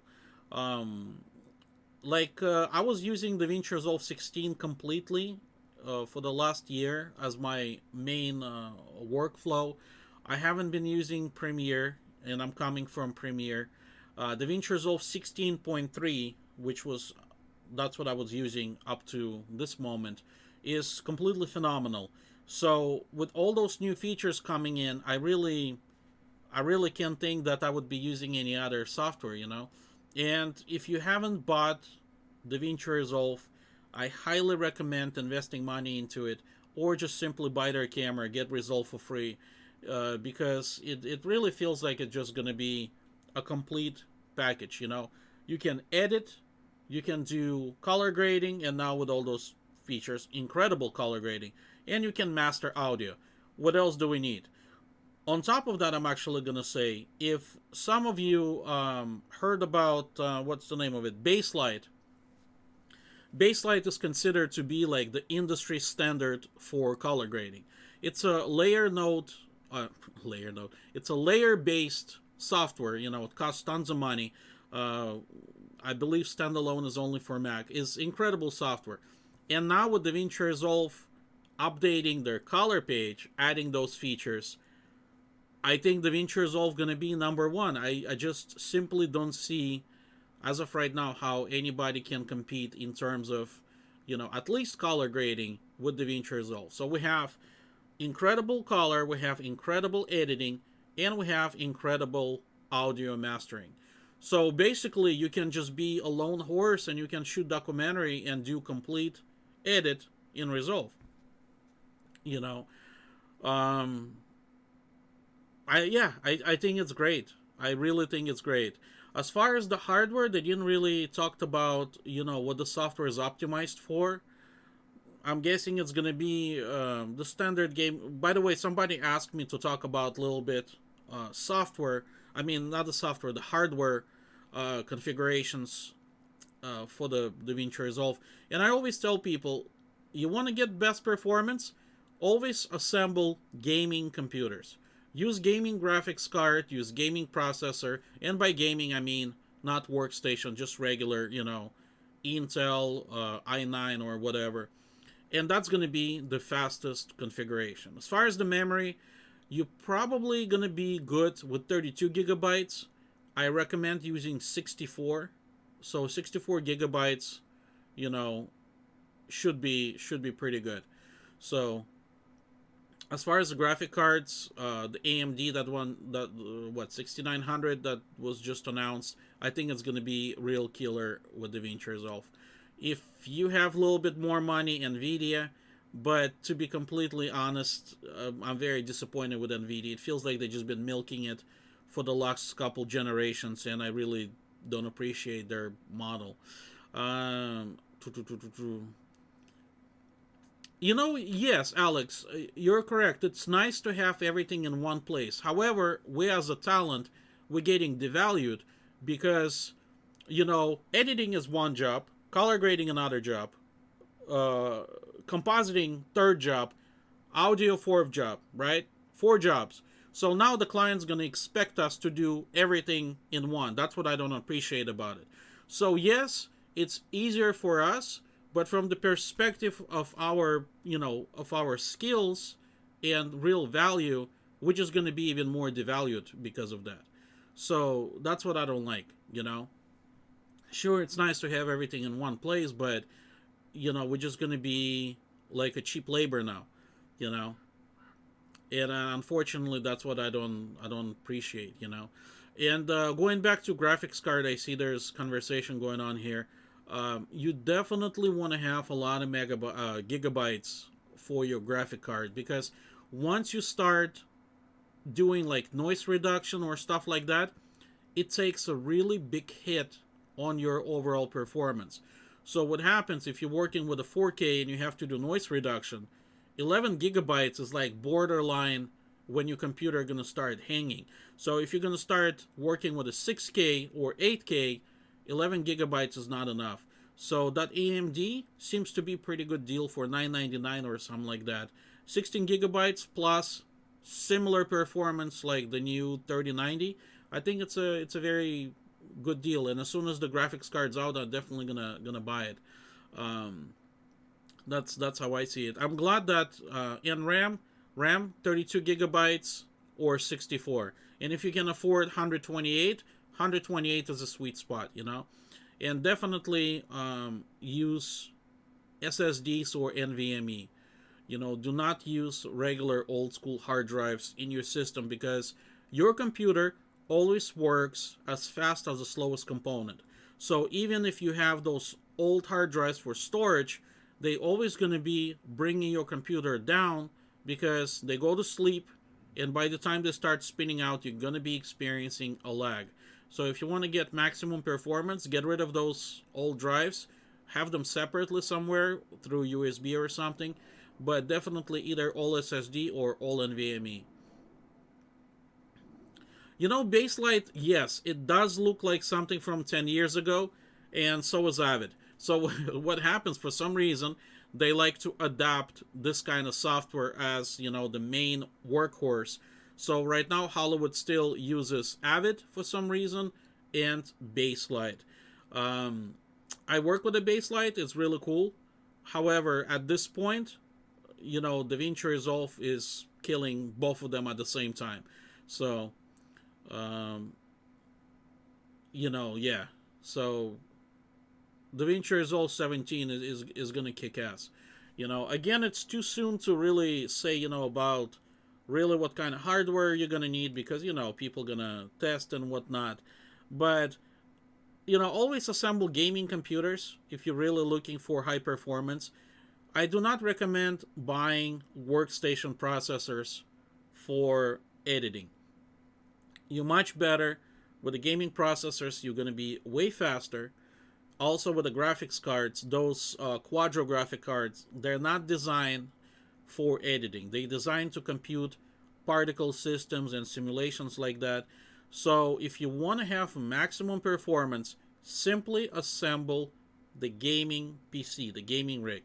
Fastest CPU, fastest GPU, fastest overclock RAM, 3200 megahertz or faster, and fastest hard drives. That's how you get absolutely fastest performance. Of course, everything within reasonable bound, what your computer can handle.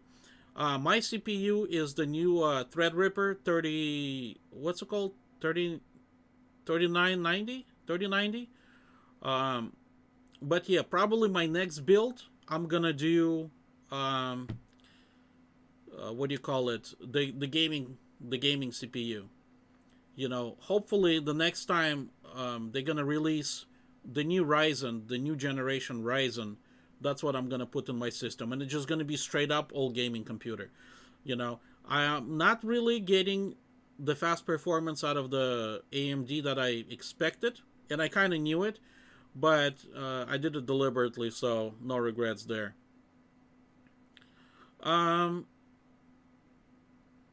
It's a 64 core. Refresh. I had to refresh homepage a couple times. Okay, I'm trying to read all your.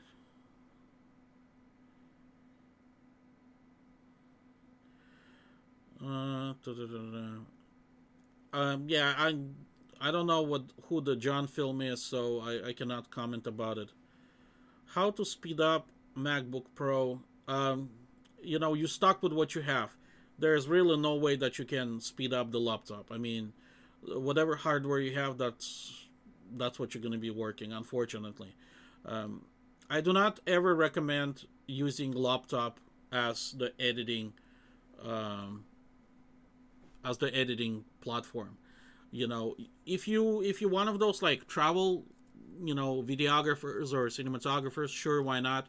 But if we're talking about like a legit setup, you know, I have like 4 screens over here, I have 3 screens here, then I have a little one, then you definitely want to have, you know, proper desktop. You don't want to have, you know, Mickey Mouse laptop, because it's just not going to handle it. Yes, absolutely, George. You're absolutely right. It's a single threaded, it's very slow. Gaming CPU is the way to go. No doubt about that. You know, so the new Ryzen that just been announced is the way to go right now. But since I just built this one with a Threadripper, I'm gonna skip it. So whenever they're gonna announce the new one, that's what I'm gonna build. Also with the new PCI Express 4, you definitely get much faster bandwidth, so you can use faster storage. Samsung just announced 980 NVMe. They claim 7 gigabyte a second. I highly doubt you're gonna get it, but for video editing, if you rate it, it's gonna be pretty good. Yeah, exactly. Sling it out the window. So pretty much, yeah, you know, lots of exciting stuff, you know, lots of exciting stuff. And you can use gaming laptop for Resolve, but see, the thing is, the screen is just so small. You're not going to see noise, you're not going to see imperfections. Like, I used to edit on the go from the laptop, and, you know, you play it back on the big screen, and everything is just off, you know.